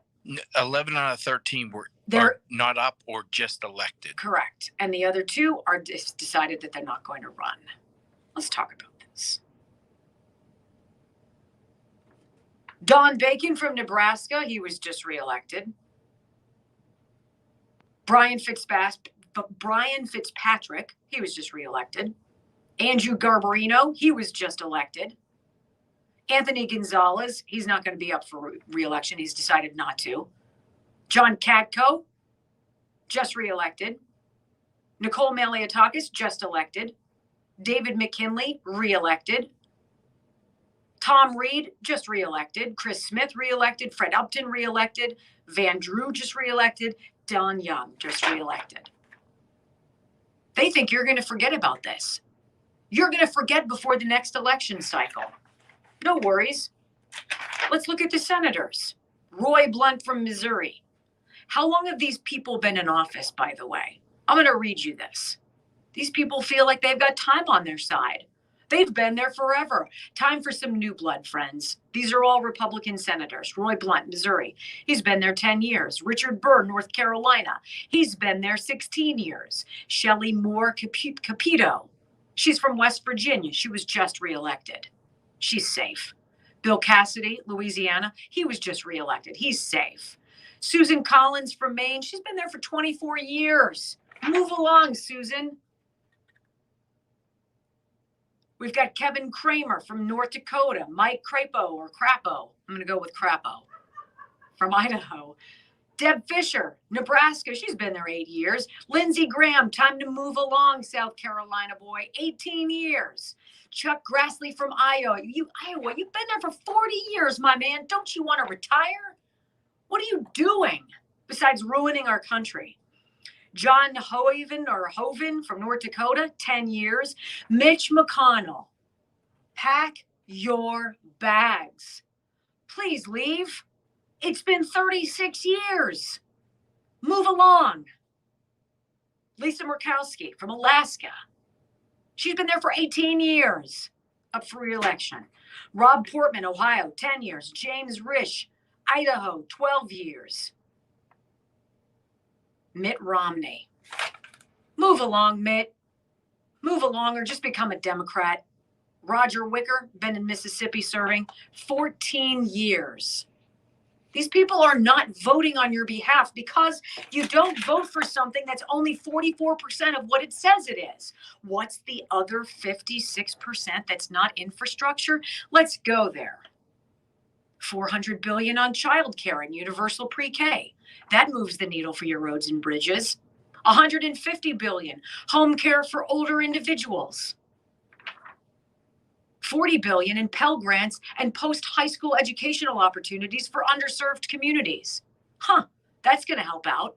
$25 billion for small business committees. $90 billion for equity. Spending designed to achieve equity through investment in maternal health communities, violence interventions, and nutrition. What does that have to do with roads and bridges? $10 billion for child nutrition to eliminate paperwork, so more children can receive free school meals, and $35 billion in hearing aids for old folks. How do they look at you and tell you, well, we didn't get everything we wanted? Oh, and don't mind the $100 billion in addition that goes to immigration, to reform the immigration system, to reduce backlogs, to expand legal representation for illegals crossing the border, and to make border processing more humane. These 13 House Republicans and the 19 Senate Republicans pushed this over the finish line for Joe Biden and his group of progressives. If one of these individuals is in your district, do you think it's worth a phone call? Do you think it's putting up that sticky note on your refrigerator that reminds you, hey, in 6 years, vote this sucker out? In 2 years, when this individual is up for re-election, get him out. I'd say so. Wow, what leadership. Wait till you hear some of the voices on the House floor, though, before this happened. Good stuff. Dr. Richard Rafferty and the Disc Institute of Pittsburgh invites you to come for a no-cost review of your scans to see if the bulging, herniated, and degenerative discs in your back and neck can be fixed with a non-surgical procedure called intra-disc neutrosis. Surgery it's scary, and the recovery takes a long time. If you didn't need to have that, if you could be healed by something instead that heals your discs and takes away your pain, wouldn't you want to know about it? I sure would. 412-906-9600. That's the phone number for the Disc Institute of Pittsburgh. PittsburghDiscInstitute.com. Call, make your appointment, see if Doc Rafferty can fix you too. He's going to be delighted to take your phone call. Tell him the Wendy Bell radio program sent you. How about some sound on the floor? Steve Scalise with some dizzying analysis of what all these rhino Republicans don't want you to know about and why he voted no, and they should have too. Coming up next on the Wendy Bell program.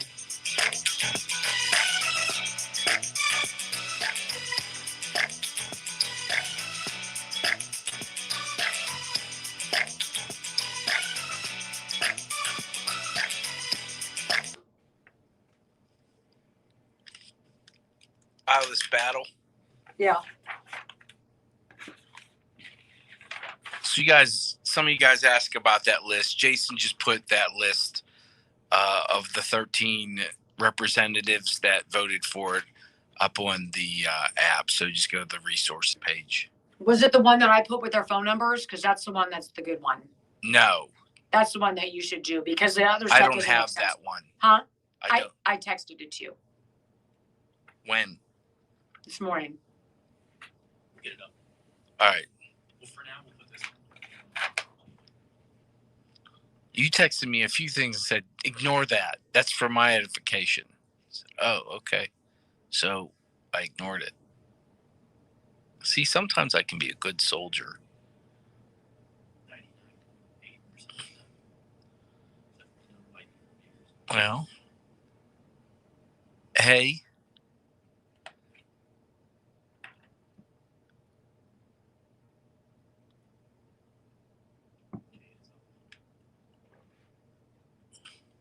Did you see it? okay. It's right before Oh, the, no, you sent me the tweet of it. Okay. yes. That's why I was confused. My bad. I'll forward it to Jason later. All right, we will have that up then.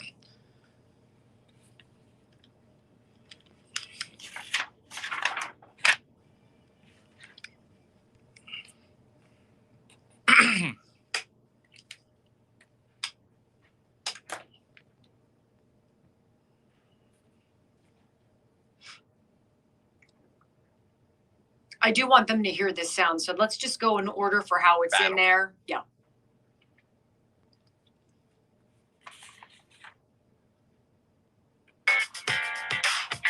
You know, it's so cool to talk to my friend Matt, who owns the Battlegrounds. Word is apparently spreading because his phone is ringing. You got to call the Battlegrounds and make an appointment for your birthday party, for your next corporate outing, for an event that's you will celebrate in a way that is the coolest way ever.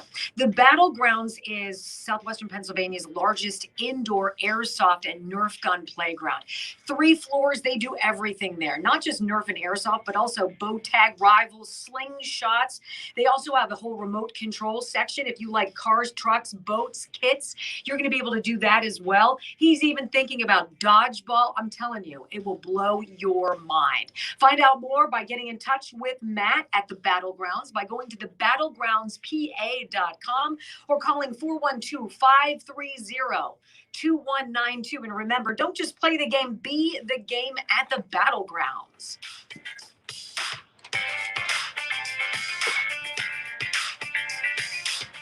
So before the vote, this is Friday night, I guess the bill was dropped on the desks of all of the Congress people at like 8 in the morning on Friday. 9 o'clock at night, they want to vote on it. Oh, so I'm supposed to have read all 2,702 pages. This is how dirty politics has become, right? We're going to do all this stuff that isn't beneficial. We're going to stuff things in there on page 842 that you're certainly not going to get to. And we're going to hold your feet to the fire and you have to vote. And 13 Republicans did. And they said, yes. Really? Listen to Steve Scalise. I love his commentary, and he walks through why his cohorts on the Republican side should not be voting yes. Cut number 1. That's what they're trying to do at dark of night. We started the morning at 8 a.m. We're here after 9 p.m. starting to get into the details of this bill. No wonder they don't want a CBO score. No wonder they want to do this by dark of night. This is going to induce more inflation that's hurting families all across America. Listen to what the voters of Virginia said. Listen to what the voters of Virginia said. No, we're going to try to pass this as quickly as possible. Can you imagine the wheeling and dealing and promises? Cut number 2, it talks about something staggering that impacts all of us, a natural gas price increase. Go. Of course, we just got the text last night, over 2,300 pages. And as we've been combing through, I'd like to point out a few pieces in this bill. Let's start with a natural gas tax. President Biden promised that anyone who makes less than $400,000 a year won't spend a dime, will not pay a dime in new taxes. He even whispers it into the microphone. The only problem is he breaks the promise right here in the bill, a tax that, according to the American Gas Association, will increase household electricity rates by 30%. And by the way, that's low-income families that pay that tax the hardest. Broken promise by President Biden right there. Freudian slip, but accurate. 30%. So not only is your gas up $1.30 a gallon by and large across the country, your natural gas when things start to snow outside, 30% increase, and he's just getting started. How about paying illegals? While you're getting squeezed, your tax dollars are going to people who broke the law and came here who shouldn't have. Then you go down and you look at amnesty. It's been talked about. Millions of additional people will get amnesty in this bill. And it comes at a time where President Biden is negotiating. Initially, he said he wasn't, and then the White House had to go back up and say the Justice Department is negotiating $500,000 checks to people who came across our border illegally, and then they're going to give amnesty to millions more people. Estimates are 7 million more people. Can you imagine the flood that will come over when they hear that you can get $500,000 a person? How do you stop this runaway train? You have Republicans who don't do what they did Friday night. You have Republicans who don't do what they did last August. They don't vote for something that is unaffordable, that is un-American, that squeezes you, and then they lie to you. Joe Biden, zero. It's going to cost you zero. Really? Is that a semantics shell game, Joe? Because when you press them and you say, wait a minute, I can't feed my family because of the crippling cattle tax that you wackos want to add on to this. You said it wasn't going to cost anymore. And then how about this? The absolute kick in the huevos, the IRS. Then you go down the line. There's more, unfortunately. Let's look at, we'll comb through IRS agents. How many of us have our phones ringing off the hooks with people calling saying, please add 87,000 more IRS agents to the rolls? Not one of us has probably gotten that call, yet they put it in the bill. They call this infrastructure. They call this equity, whatever they want to call it. It's an army of IRS agents that are going to come for your bank account. Gentleman's recognized. 1 minute. They're going to be combing through your bank account. And why? Because they've got to generate hundreds of billions of dollars to spend on more inflation-inducing spending. That's right. According to this Penn Wharton account, you're going to have over $4 trillion of spending with $1.5 trillion of new taxes. By the way, that's $2.5 trillion of additional debt, even though the president says there's no cost, just $2.5 trillion of debt. But these IRS agents are going to have to account for over $200 billion to find money from your checking accounts. Remember, it's going to cost you nothing. In fact, it's going to reduce the debt, Joe Biden said with a straight face. You flat out liar.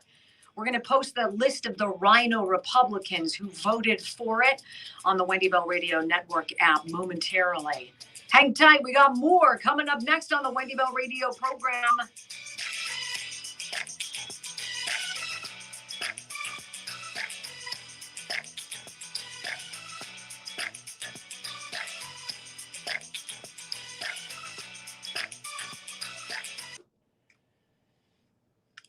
It's despicable. People vote for this. Oh my God.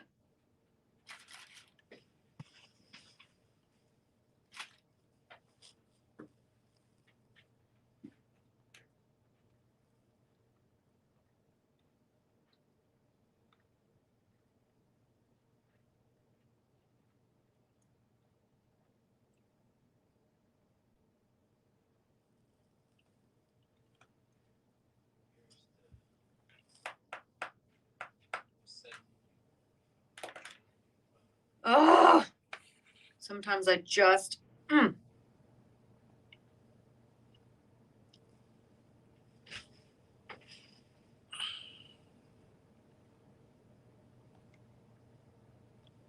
You and I talked this morning about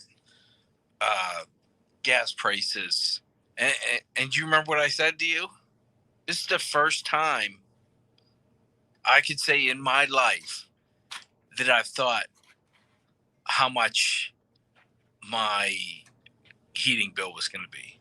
I've never really thought about it. I just like most people, the bill comes, you pay it. right? And this is the first year that I'm like, I'm really going to break out like the kerosene heater this year. I'm going to make sure, like, I'm actively going to be turning playing with the thermostat, which I normally never do. Like, if Kate, you're watching, go out to the store, get an extra sweatshirt. What do you normally set your thermostat? What do I set it at, or what does everyone in the house like it at? What do you like it? I like to keep it around 68. I think, which is fair. It's not hot, not sweating. It's not cold. Like, it's 68. You could put a sweatshirt on, a blanket, or, something. A dog. Let the dog lay on you. He's 140 degrees. We have weird zones in the house that are chillier than others. Yeah. So do I. Poor insulation. Yeah. My upstairs is chillier than mine. Like Ryan's in our side of the house is cold as nuts. And then if you walk down the hallway to where the other four live, it's warm and comfy. And so then you don't want to like crank up the other side to hope that it's going to blow over on that side because it doesn't work. You would not freeze at 68. Come on, Ruth. I usually keep mine at 72. And I'm thinking I'll probably change that. Yeah. I just, like I said, and then it's not a big deal. It's not a big deal to change that. It's just going to, whatever. But then you think about people who won't be able to afford that. Right. Right. And that's unacceptable. Mid-October, I bought a portable fireplace to plug in from Wayfair. However, FedEx has said they delivered it like 6 times and it's never been delivered. That's nice. Wayfair, I talked to them about it. They said FedEx is actually so backed up they're lying to them. Wow. Because of shipping. I'm serious. They said they lost a couch. The person I was talking to on the phone. They literally lost a full entire couch. Well, here's the kicker. So I got this stupid couch, right? Finally got the dumb couch after 8 months. I got to sit on it and didn't have to move it. I like the couch. It's a nice couch. So I come downstairs yesterday, and Someone one of the spilled no, I mean whatever, stuff happens. I'm not that kind of person, but one of the cushions has been pulled out a little bit, and I was like, what? And there's a tear in it. The seam is completely torn. We've had it for literally 7 days, and it's pulling. Nobody's jumping on the couch. My kids are grown up. It's this big, and it's pulled. So I emailed the Macy's sales representative, who's lovely, and I took a picture, and I was like, look, I mean, this is unacceptable. I couldn't even stitch it if I was able to. I thought about your mother-in-law, and I'm like, I ain't calling her because Bobby was like, Brock's mother-in-law, Kate's mom will fix it. I'm like, that's not the point. She fixed the jersey for me. So anyway, Macy's gal goes, well, there's a number. You have to use your sales check number. Call them. Good blah, blah, luck. blah. Guess when the next appointment is to have an inspector come look at it to see. Yes. January freaking 4th. We could have made a bet out of it. January 4th. This is society. I mean, hey, I know somebody. I'd probably get that fixed before January 4th.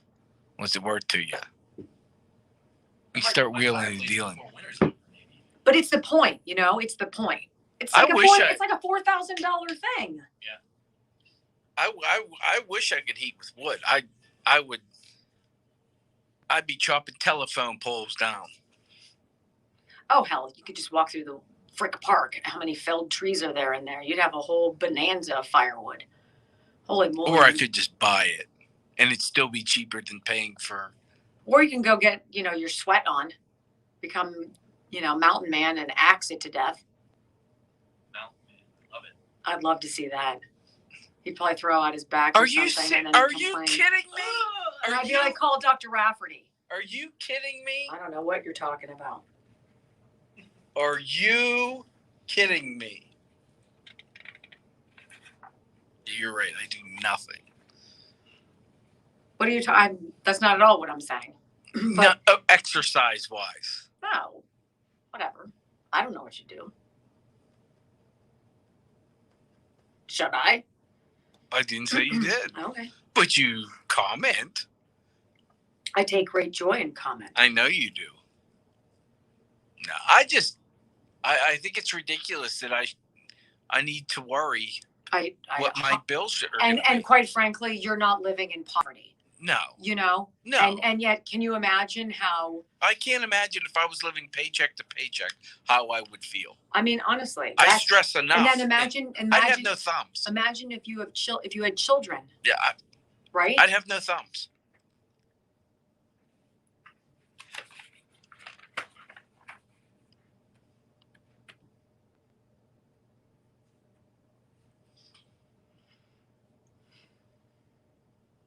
Here we go.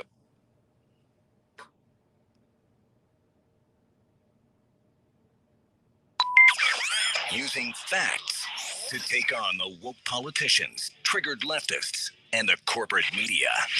You just got to try harder not to suck. Live across the fruited plain and from sea to shining sea, you're listening to the Wendy Bell radio program.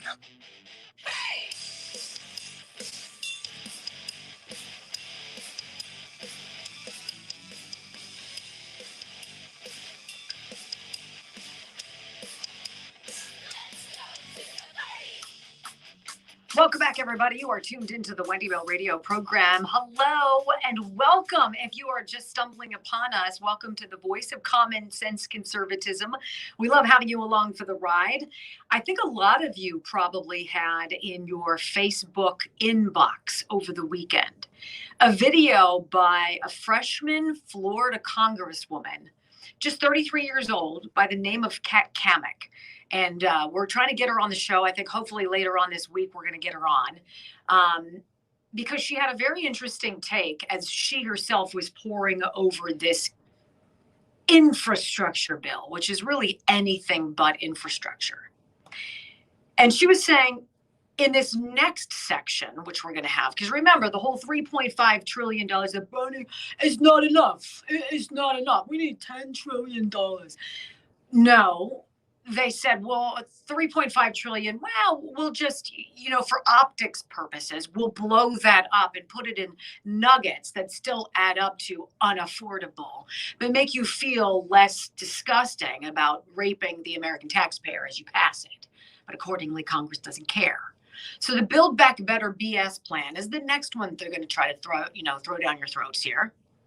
And in it, as Congresswoman Cammack illustrated in a very viral Facebook video, are some provisions from the Green New Deal wackos that are completely ridiculous. How would you guys feel? Now, certainly, I have a different perspective than a lot of people. I have 5 sons. When all 5 sons are together to eat, my food bill is pretty pricey. All right? If I'm going to make chicken wings, I'm making a good 20 pounds of chicken wings. And that's hopeful that there's some side dishes, some roughage that might beef them up a little bit before the, air fryer grill is finished. How about this? According to Kat Cammack, a Green New Deal provision in the Build Back Better plan includes a $4,500 surcharge on each head of beef cattle. I'm sorry. You want to tax the cattle industry, the beef industry, whose folks lost $35 billion last year because they weren't allowed to work? What? This is a good idea, AOC, you absolute loon. In addition to that, how about a $6,500 surcharge on dairy cattle? Ladies and gentlemen, we drink minimum 4 gallons of milk a week at my house. How about you guys? It has been proven that red meat in your diet is a good thing. My pediatrician, every single year when we sit down for the annual exams, how much red meat do you guys think you eat? It's a real good source of iron. It's a really good source of X, Y, or Z. You might consider adding a little bit more. I'm not going to be able to afford that. Cammack said that if they do, in fact, slap a surcharge per head of beef cattle of $4,500, what? Your current price of meat And I'm not talking about filet. I'm not talking you're getting a filet of tenderloin here that's $100 at Sam's. I'm talking about your chuck, your ground chuck. I'm talking about your stew meat that you're going to put in the crock pot and hopefully, boil within an inch of its life so it's not chewy. 3 to 6 times its current price. How are you going to be able to afford that? This is your modern Democratic Party. How are you liking those votes now? How are you liking that now, Democrats? This is why Biden's ratings are atrocious. What was the recent rating out this morning? He's down under 38%. I'm surprised it's even that high. Every time I look at it, I'm like, who are these 37% idiots out there? Are you not paying attention to what's going on? Do you think it's a good deal to take your money away and give it to illegal immigrants? By the way, as we roll into that conversation, interesting little talk back between Peter Doocy and Joe Biden Friday happened after the program, so I couldn't nail you with it then. I'm going to flash back to later last week. Doocy asks Biden, hey, what about this scut that we're hearing that you want to give every illegal alien separated from their families $450,000 with a maximum of $1 million if they were separated under Trump's separation plans earlier. You come in here and you're an adult breaking the law and you're dragging your family with you, you're going to be separated. That's not called inhumane. It's called, we told you that before you made the journey. Your choice, not my problem. Listen to what Biden had to say to Peter Doocy last week. As you were leaving for your overseas trip, there were reports that were surfacing that your administration is planning to pay illegal immigrants who are separated from their families at the border up to $450,000 each, possibly $1 million per family. Do you think that might incentivize more people to come over illegally? If you guys keep sending that garbage out, yeah, but it's not true. So this is a garbage report? Yeah. Okay. So $450,000 per person. Is that what you're saying? That was separated from a family member at the border under the last administration. That's not going to happen. Okay. Okay, so that was last week. Not going to happen. That was maybe Wednesday or Thursday. That's a garbage report. A reporter, just 48 hours later, asks him the same sort of question. I want you to hear and watch the anger in the president as he contradicts what he had just said hours previously. Why is the price of agricultural products, when I go to the store, why is it higher? What, like, for example? That's not it. No, this is the one, they lost their child, Brock. There you go. Mr. President, I'd like to ask you real quick, sir, where do you stand? You said last week that this report about migrant families at the border getting payments was garbage. No, I didn't say that. Let's get it straight. You said everybody coming across the border gets $450,000. So the number was what you had a problem with. The number I was referring to. Okay. Now here's the thing. Sure. If in fact, because of the outrageous behavior of the last administration, you coming across the border, whether it was legal or illegal, and you lost your child, he's gone, you deserve some kind of compensation, no matter what the circumstance. What that will be, I have no idea. You lost your child. You lost your child. It's funny that he has passion for the children of people coming here illegally, but none for the 800,000 who are killed by abortion every year. That's okay. You lost your child. Really? How about all of the children we might lose because you want them to get the jab, Mr. President? How about those kids? How about those that we lose? And what does he talk about the prior administration? What is his, on behalf of the outrageous behavior of the last administration? The last administration, Joe, said you can't come here. Remain in Mexico. They'll have to process you there. Some people didn't hear that language. They came anyway. those that Border Patrol was able to capture, which was somewhere in the neighborhood of 450,000 all of last year, versus how many this year? Oh, a hell of a lot. 1.7 million. If they were separated from their children, they should not have come. Why is it incumbent upon we the people to pay for something, to make reparations for those who broke the law? Your decision. You broke the law, as I illustrated last week.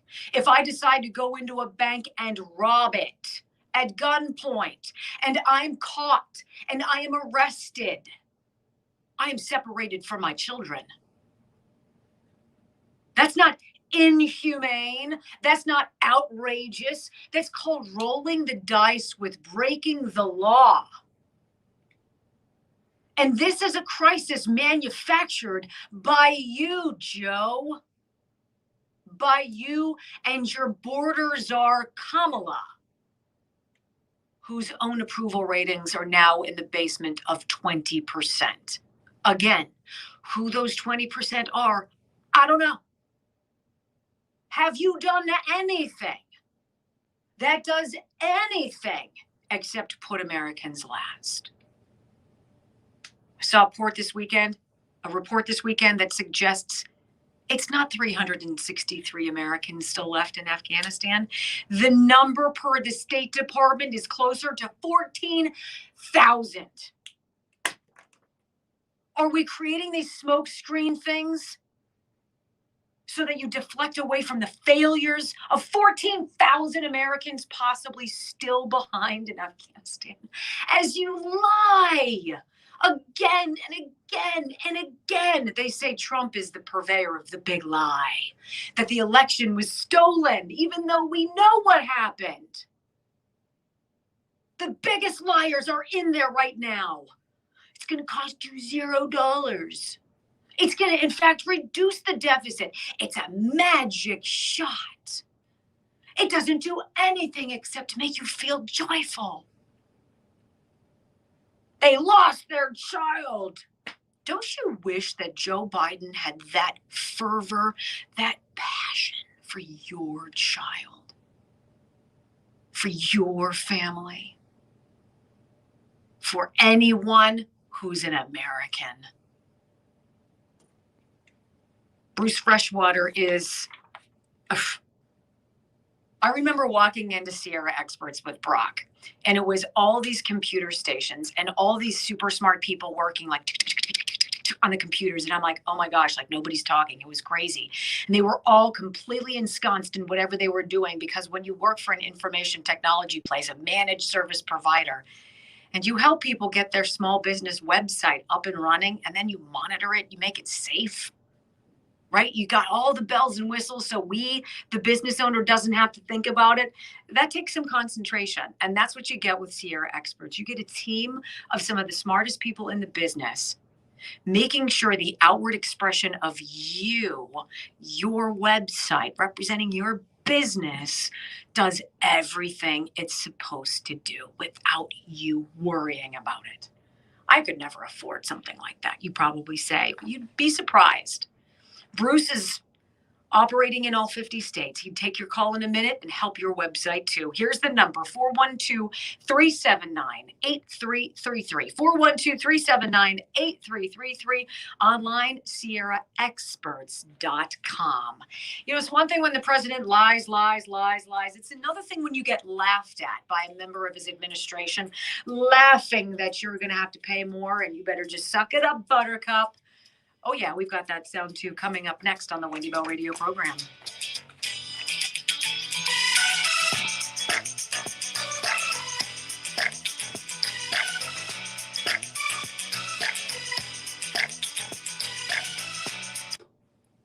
You know what, Brock? I'm not so sure I snagged the laugh. Did you? What's that? Did you snag her laughing? Because I'm not so sure I did. I might have just misspoken.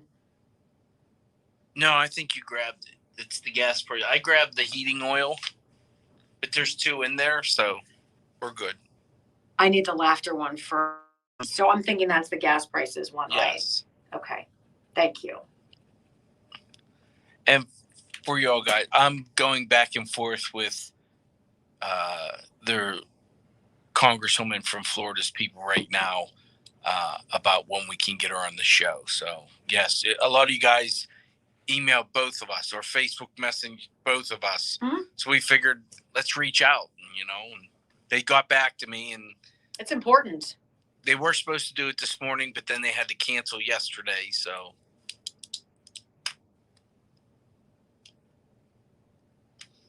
Joe Biden's behavior is completely indicative of decline. I mean, I don't know how long do you let him go? How long does he, it's an embarrassment to him. It's an embarrassment to us. right. And I don't know how long they let it happen. You think Joe Biden's poll numbers are bad? Kamala Harris is worse. That's what I just said. She's Yeah, in this is basement part of the 20s. problem. How do you move on? Because say you move on from Joe and you put Kamala in there, and you just mess the bed for the midterms. Well, They furthermore, painted themselves into a corner. if I don't know what Policy-wise, I don't know what Pelosi's going to do. Hopefully, she's skedaddles too. I read a report she was looking for houses in Florida. What do people Well, do? Marjorie Taylor Greene said she was on her flight going to Florida looking at real estate. Oh, it's interesting. She wants to go to that free state where you don't need jabs and masks to live freely, where COVID cases are down and taxes are good and all that stuff. Oh, okay. You want to implement garbage for the rest of us and then be free of it. It's rich. That woman is just a piece of work. Someone sent me a thing of her where it didn't even make sense what she was saying. Like none of it. Like I didn't even think drunk. It was that bad. I think they're all, incoherent. I don't know if they have a gas leak or something inside, methane, or what's the silent killer inside that makes it radon or whatever, where they that's natural gas. where you're like, what do they odorless, colorless, Yeah. and then it takes you out. I think they're all sniffing a little too much of it. There must be a leak. Maybe not now because it's prices of it going up.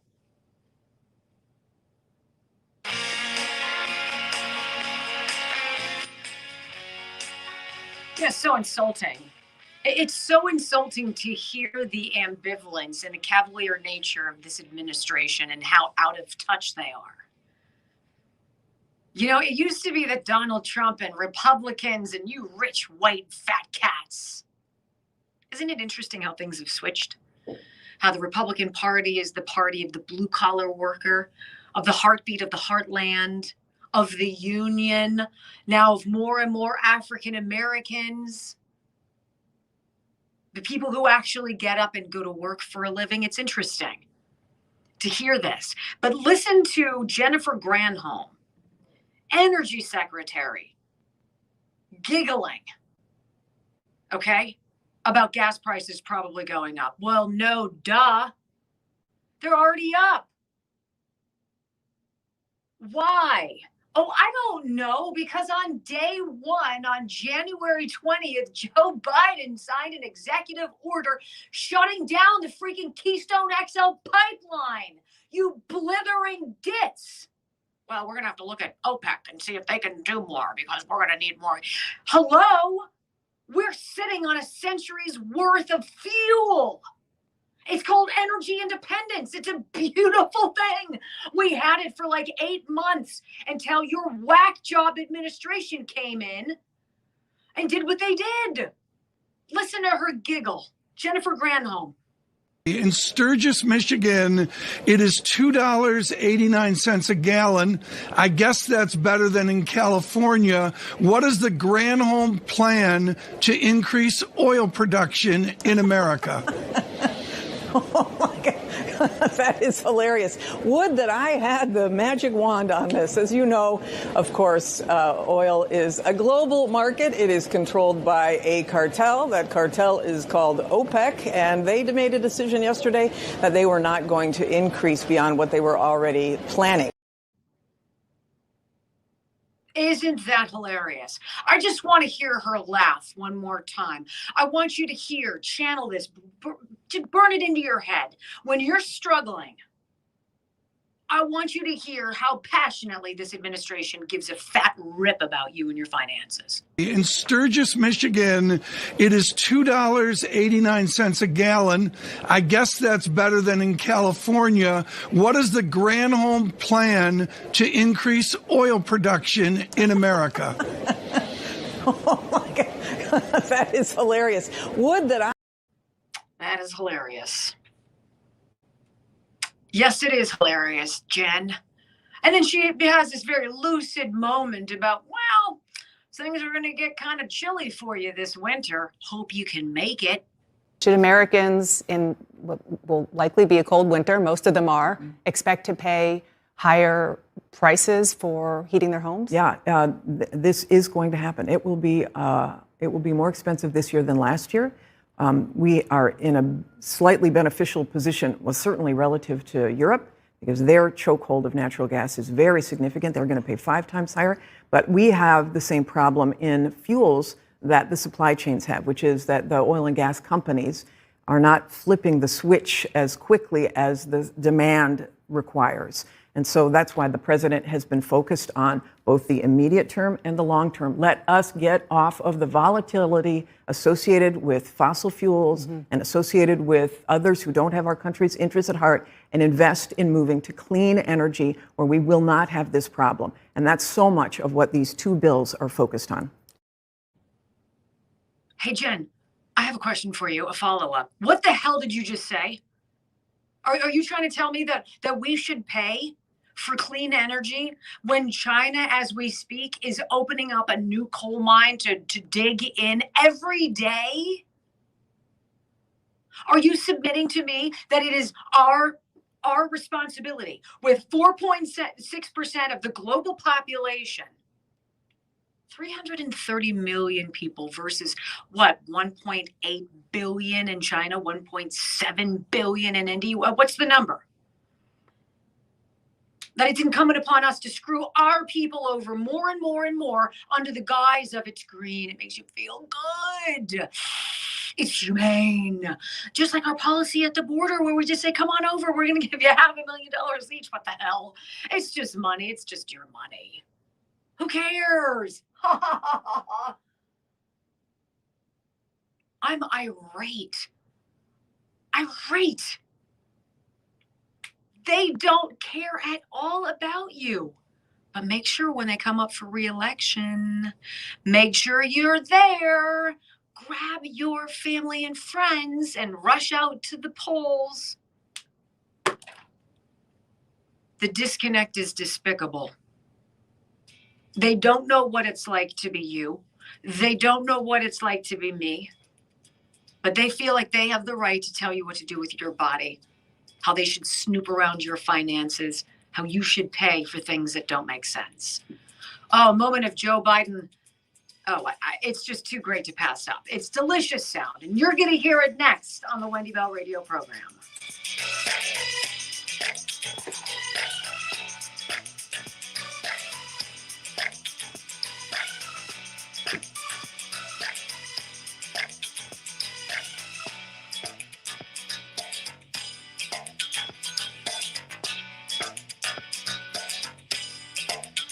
Hi. You gotta love how she talks about the volatility of the market. Guess when there's not volatility in the market? When you're energy independent. Joe corrected. He's like, it's carbon monoxide we were struggling to find. Yes. Thanks, Joe.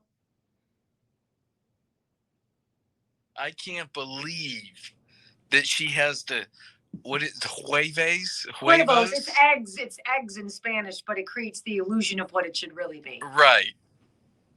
I mean, it's just so ridiculous. You had energy independence where OPEC was getting the. I heard in a news report that the cartel, as they like to call them, Saudi Arabia's, profits were up 156%. Wow. Why do you think that is? So now, remember for 4 years we heard about Russian collusion and how Donald Trump was in bed with the Russians. Now, guess what's going to happen since he shut our pipeline down and opened Russia's pipeline so they could build it? These people that you told us we were in bed with for 4 years, you are now going to get into bed and say, hey, we need some of your oil. And I don't care what they're paying in Germany or any other country in Europe. I don't care. Yeah, and I'm not there. I'm not there. You know. I'm not heating their home. Their bill isn't coming to my mailbox. Look, I'm getting fussy now.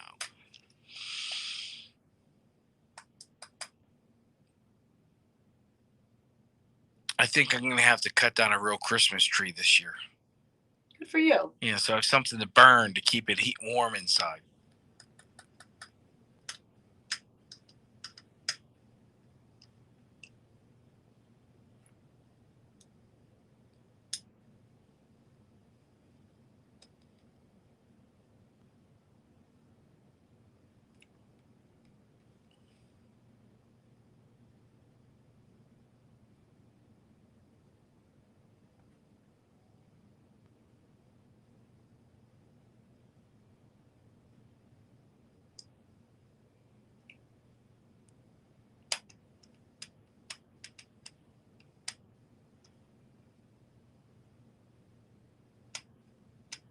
I like how she says, too, that the oil and gas companies aren't just flipping the switch.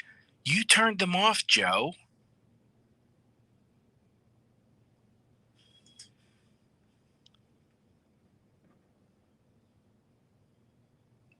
You're right. These companies don't want to make money, right? Well, wait Jen? till I read this to you. You're going to freak out. Is it going to hurt my feelings? No. It's going to make you angry, though. I'm already that.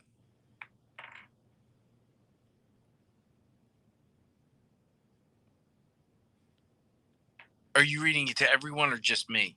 Everybody. I'm not special. I thought I was going to get your pretty special. No, you're not going to get special treatment. Just let me point out, if I don't get special treatment, all you guys on the stream, you're not getting special treatment either. That's okay. They're used to it.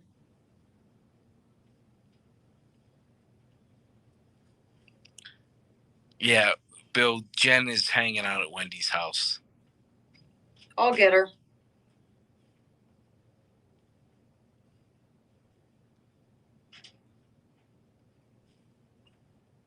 Oh my God. I hate him. You're going to have to be more specific.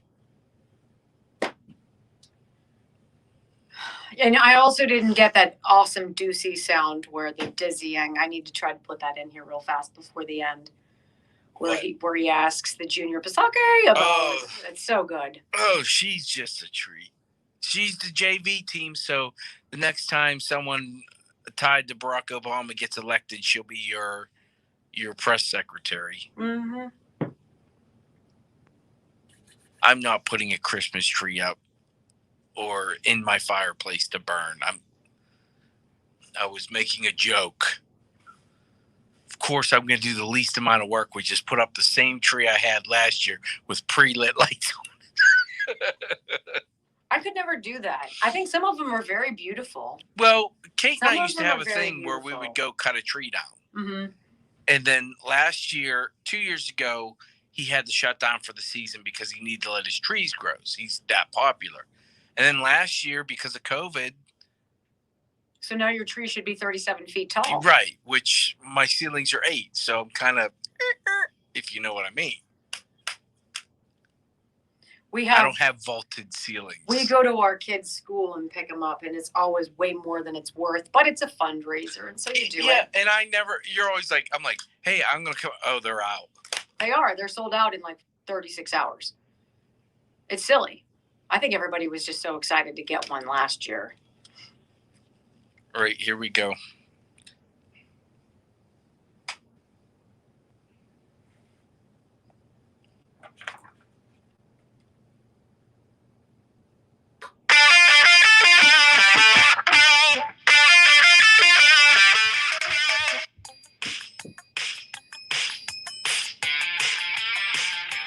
Welcome back to the Wendy Bell Radio program. Boy, this 3 hours just flies by with you guys when we get fussy because of really poor leadership. But there's always a smorgasbord of stuff to choose from. I just stumbled upon this as we're speaking about the aforementioned gas prices. Report, this is on Breitbart.com. Report, Biden-Harris admin considers closing second pipeline as gas prices soar. I kid you not. I just checked in to see what was going on, and this is top of the front page. The Biden-Harris administration on Monday, that would be today, reportedly began weighing the closure of a Michigan oil pipeline while gas prices have tripled since 2020. You cannot make it up. The administration is considering a request from 12 federally recognized tribes to cancel the 78-year-old Line 5 oil pipeline, the Daily Mail reported. The pipeline is owned by a Canadian company named Enbridge. Enbridge is already fighting multiple state and federal court battles to keep the pipeline open. According to Detroit News, Governor Gretchen Whitmer has already revoked and terminated Enbridge's easement with the state last fall and ordered a Line 5 shutdown by the spring, which the company is resisting. So help me connect some dots. The pipeline is on tribal land. They don't like it. So we're all going to pay more. Okay. All makes perfect sense. Got it. The tribe sent a letter to the Biden-Harris administration Friday to request their help in terminating an existential threat to our treaty-protected rights, resources, and fundamental way of life.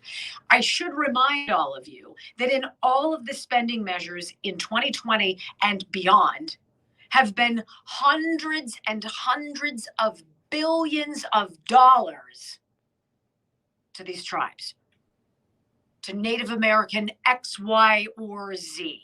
We even had a BS board one day that broke down who was where and how many actual people who are Native American live on these lands and how much each one actually gets from your tax dollars.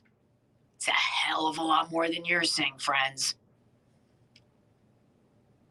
The tribes also called on President Biden to honor his campaign promise to, quote, protect fundamental interests.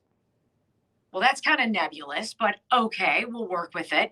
They argue the oil pipeline infringes on the 1836 Treaty of Washington, quote, which ceded Ojibwe and Odawa lands in Michigan. I know I mispronounced that, I'm sorry.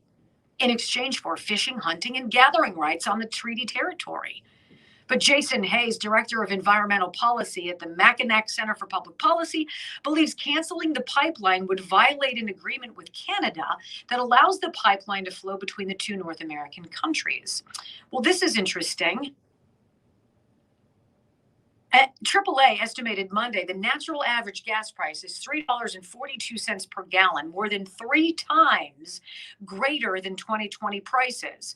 Biden's request for OPEC to increase the supply of gasoline comes as the administration blocks the Keystone XL pipeline by canceling the project's permit in January, which we just said. The construction of the pipeline was begun under Donald Trump's administration after years of delay under Barack Obama. The 1,200-mile pipeline would have moved up to 830 barrels, which is 35 million gallons of crude oil, connecting in Nebraska to other pipelines that feed oil refineries on the U.S. Gulf Coast. So, there you have it, ladies and gentlemen, which means this final bite I have from Joe Biden, where he's describing, for those of you who don't understand supply and demand, and you don't understand why things are costing more, and this whole supply chain thing, you know, Joe Biden thinks he's got the answer to explain to you what's really going on. Not his fault, but he thinks he knows what's happening, and he's here to explain it to you. Go ahead. Why is the price of agricultural products, when I go to the store, why is it higher? What, like, for example, if we were all going out and having lunch together, and I said, let's ask whoever's in the next table, no matter what restaurant we're in, have them explain the supply chain to us. Think they'd understand what we're talking about? They're smart people, but supply chain. Well, why is everything backed up? Well, it's backed up because the people who supply the materials that end up being on our kitchen table or in our life. Guess what? They're closed those plants because they have COVID. They're not. So it's a complicated world that people are facing. We've never faced anything like this before. What? So the supply chain problem, the reason why there are 100 ships anchored off the coasts, the reason why all of those containers are stacked up on the docks, the reason why truckers aren't able to get those loads, even though they're now being fined daily for every container they're not picking up. The reason why shelves are barren, prices are going higher, life is more inconvenient, is because people have COVID. Wait a minute. 100 million people in this country have already had it. 180 million others have been completely vaccinated against it. Last time I checked, it wasn't 5 to 12-year-olds who were working the docks and the supply chain. So what are you talking about, Joe? I'll tell you what the problem is. You're incompetent. But even worse, this is purposeful. This is strategic. It's planned. You get less, pay more, more inconvenient. I told the story on the stream. My husband and I ordered a new couch. I've joked about it because, like chicken wings, it's a barometer to me of supply and demand, of where we are in this economy, of where we are in terms of manufacturing, getting business running again. And it's very hard to get business running again when the government pays people to stay home. 8 months went by. This is not a fabulous couch. It's beautiful. I'm happy for it. It's new. We're delighted to get it. But it's not like you walk into our house and say, oh my gosh, that is exquisite. Where did you get that? Well, it's a couch. It's gray. Okay. So Joe noticed yesterday, we've had it for 6 days. A tear on the seam of the cushion. And it's not one of those tears on the seam of the cushion where you just flip it over and switch it to the back, because you know the back of the cushion has stitching on it that doesn't match the front of the cushion. So you can't even hide it. Not to mention it's 6 days old. So I emailed the lady from Macy's and I'm like, hey, it's a problem. Took a picture of it. I'm like, this is unacceptable. And she's like, oh, I'm so sorry. You've got to call this number. Call them and they'll send an inspector out to figure out the best way to make the fix. So I call the number. Granted, it's Sunday. I wasn't expecting much. A human being answered. I was shocked. You know, it was somebody from India who said their name was Lisa. And I'm like, okay, sure. Okay, Lisa. So we're talking on the phone. I show her. I'm like, look, we've got this problem. She's like, okay, let me check the calendar. It is October 6th, 7th.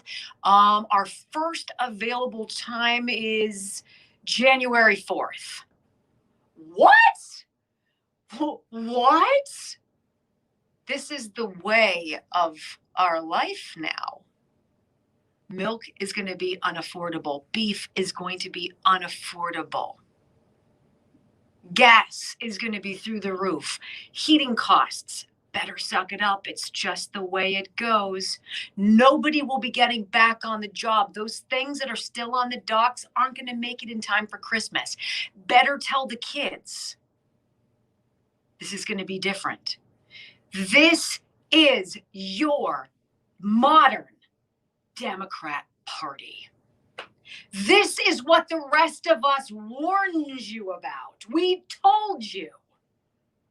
This isn't what you want to do. Oh, we can't stand Donald Trump. He's terrible. His tweets, what a jerk. How do you like him now? And to circle back, I want you to hear Deputy Psaki, as she's still recovering from COVID, of course, even though she's fully vaccinated. I want you to hear Peter Doocy say to her something very dizzying. Why are we paying people who came across illegally? Shouldn't we be actually compensating people if we're going to pay anybody? How about those who follow the rules and don't break the law? Listen to her dizzying intellect. Go. Is there any kind of discussion about giving people who are coming here the right way money? Why would we be giving people who are coming here the right way money? Why are you giving people who came here the wrong way? I mean, but I don't understand the question. What is you're saying giving that we should give immigrants- we should give people just money who are coming through? I don't understand the question. You're giving people who immigrated here illegally money. Like I said, that's the Department of Justice. That's you're going to have to ask them that question. Asked OPEC. It's OPEC's fault. They won't drill more oil. They won't give it to us. Well, we could not close down every pipeline that actually feeds and nourishes our communities with our own energy independence. I mean, we could do that. No, it's somebody else's fault. Wait, what? You want to ask me why we wouldn't give money? What? I don't know. You'll have to ask the Department of Justice. What do you know? What do you do other than absolutely nothing that's good for the American people? Pay more, lower your expectations, mind you. Get less, be more inconvenienced, and by the way, prepare to be cold this winter. This, ladies and gentlemen, is a public service announcement brought to you by today's Democratic Party. Kelly Morgan from Morgan's Fitness has a punching bag that I need to go for right now. I've got some boxing gloves. Just absolutely go for it till I'm sweaty, right? I love the whole philosophy of helping you if it's been a while since you've been to a gym and you finally said, you know what, I need to invest in my own wellness. I need to get in shape because I'm not feeling healthy and I'm not looking the way I want. It's a wonderful thing to have a partnership with the owner of a gym or the people who work there that know how to get you where you want to go, that share your mission with you. And that is Morgan's Fitness. They have 4 locations in Somerset and Cambria counties in southwestern Pennsylvania. They're wonderful people. Their membership options are fantastic. They're open 24/7. Inside, all the bells and whistles you need. Body composition analysis, personal trainers, metabolism testing, child care, even franchises available for sale.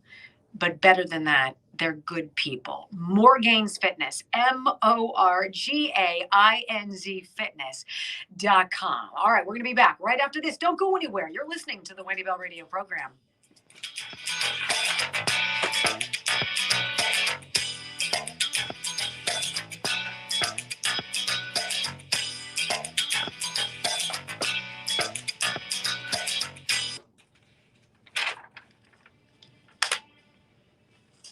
Can I clean something up? Please. For the person who was trying to fact check me on the news report and said back your statements up.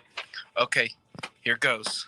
You wanted to know the reports? One, I heard it on Town Hall. Which one is this are you talking about? About the third quarter 158% rise in oil profits for Saudi Arabia. Yes. Okay, since you want fact checked, I'm gonna do that for you.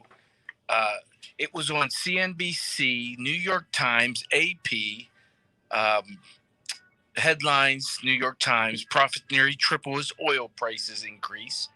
CNBC, Saudi Arabia post 160% rise in the third quarter profits. CNBC, liberal. New York Times, liberal. AP, liberal. I didn't say Town Hall because I knew your response would be, oh, that's just right wing. So there's your fact check. Can I? The mic drop on an arm is less than, it leaves you a little hungry for more. We don't talk about things we haven't read. We don't speculate. I mean, if I say, hey, I heard something in the morning, you're like, where'd you hear it? You guys send that to me. I don't know. Right? You don't just inherently believe me. You may give me the benefit of the doubt, but JD. Yep.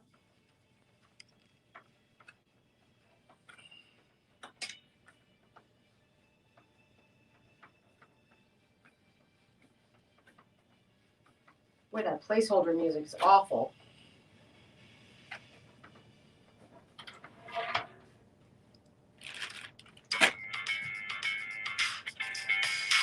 I talk about John D'Onofrio every day at about this time, and I'm glad to do so. You know, he is the lawyer I trust with some of life's most delicate personal decisions. Nobody wants to sit down with a lawyer and go over their financial details and talk about the moment that they pass away. Where does that wealth go? Where does your estate go? Who gets what? How do you handle taxes on that? How do you avoid taxes on that? You need an expert, and that expert is attorney John D'Onofrio. 40 years of experience navigating this legal maze. He has the knowledge to give you the peace of mind you need to get your estate plan in order. Call him today, 412-928-2068. You're going to love him. 412-928-2068, attorney John D'Onofrio. Call him.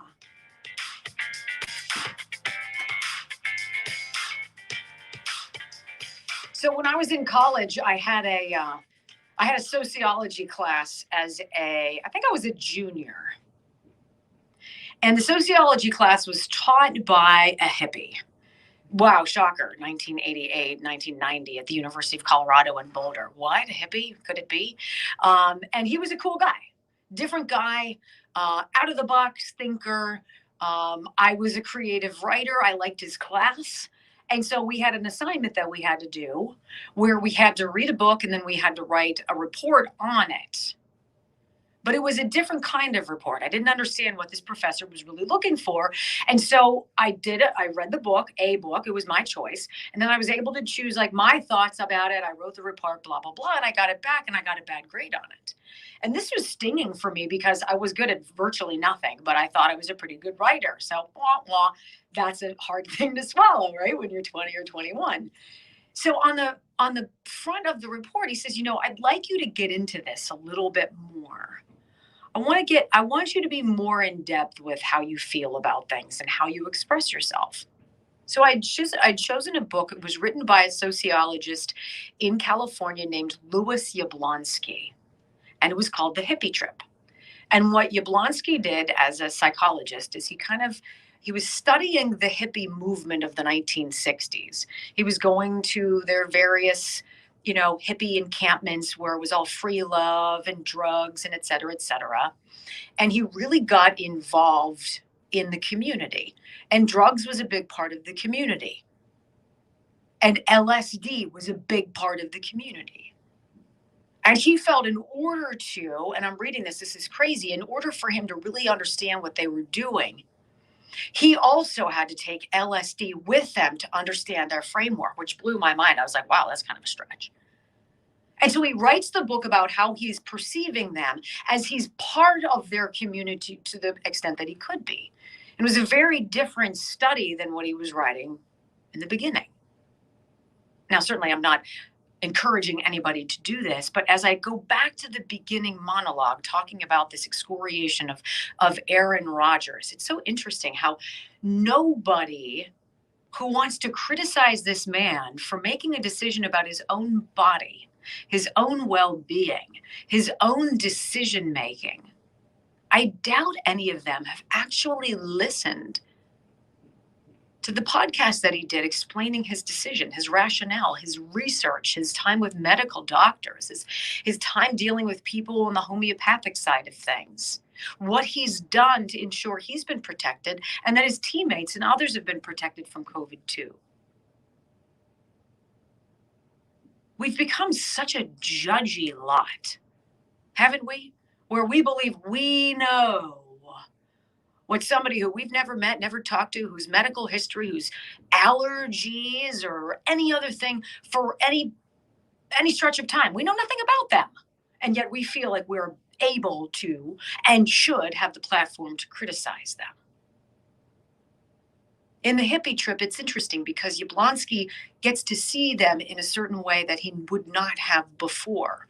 I submit to you, one doesn't have to take a psychedelic drug in order to hyperspace into somebody else's ability to be different than we. You don't have to walk in their shoes to appreciate the individuality of a person. Everybody has a story. Everybody has a reason they do what they do. It's this group pressure, and I dare say that the group pressure is a very sad bunch of people. I think they're buoyed by the numbers that they share, which hides their insecurities. These aren't the people who would ever stand up and push back against something and say, wait a minute, that fundamentally doesn't make sense to me. These are the people who will find solace in numbers and will become keyboard bullies and pretend like they know what the rest of us ought to do. I personally look at Aaron Rodgers in a very different light now. I never really cared much about him one way or another. But the time that he spent to choose education over ignorance, to investigate the ingredients of the mRNA vaccine, to go and do what we do so commonly on the CDC's website and dig and hunt and peck for information. That's impressive. And what he didn't put anybody else at risk. In fact, as one of 2 unvaccinated people on the team, he got the virus from somebody who was vaccinated. I'm pretty sure we can roll the dice on that. So let's be perfectly clear before we start throwing stones at other people who make decisions that we might not agree with. Remember the good old days when it was none of your business? When you were told, hey, buzz off, butt out. I don't have to explain anything to you. There had been this thing called HIPAA, and it had been a privacy thing. We need to go back to those days and remember everybody is individual, singularly unique, with your own background, your own DNA, your own motivations, your own rationale. And by the way, if you're the one person tomorrow who stands up for what you want to do, you've got a friend in me, because I support your right to do that. You do you. Period. I think Aaron Rodgers is a great role model. And I personally will now tell you, I will look at those games a little bit differently. I will listen to those athletes who've proven they are a lot more than just jocks. They are free-thinking, deep, critical thinkers. And I dare say we must think more in these unthinking times. Thanks for joining us. We'll see you tomorrow for another Wendy Bell radio program.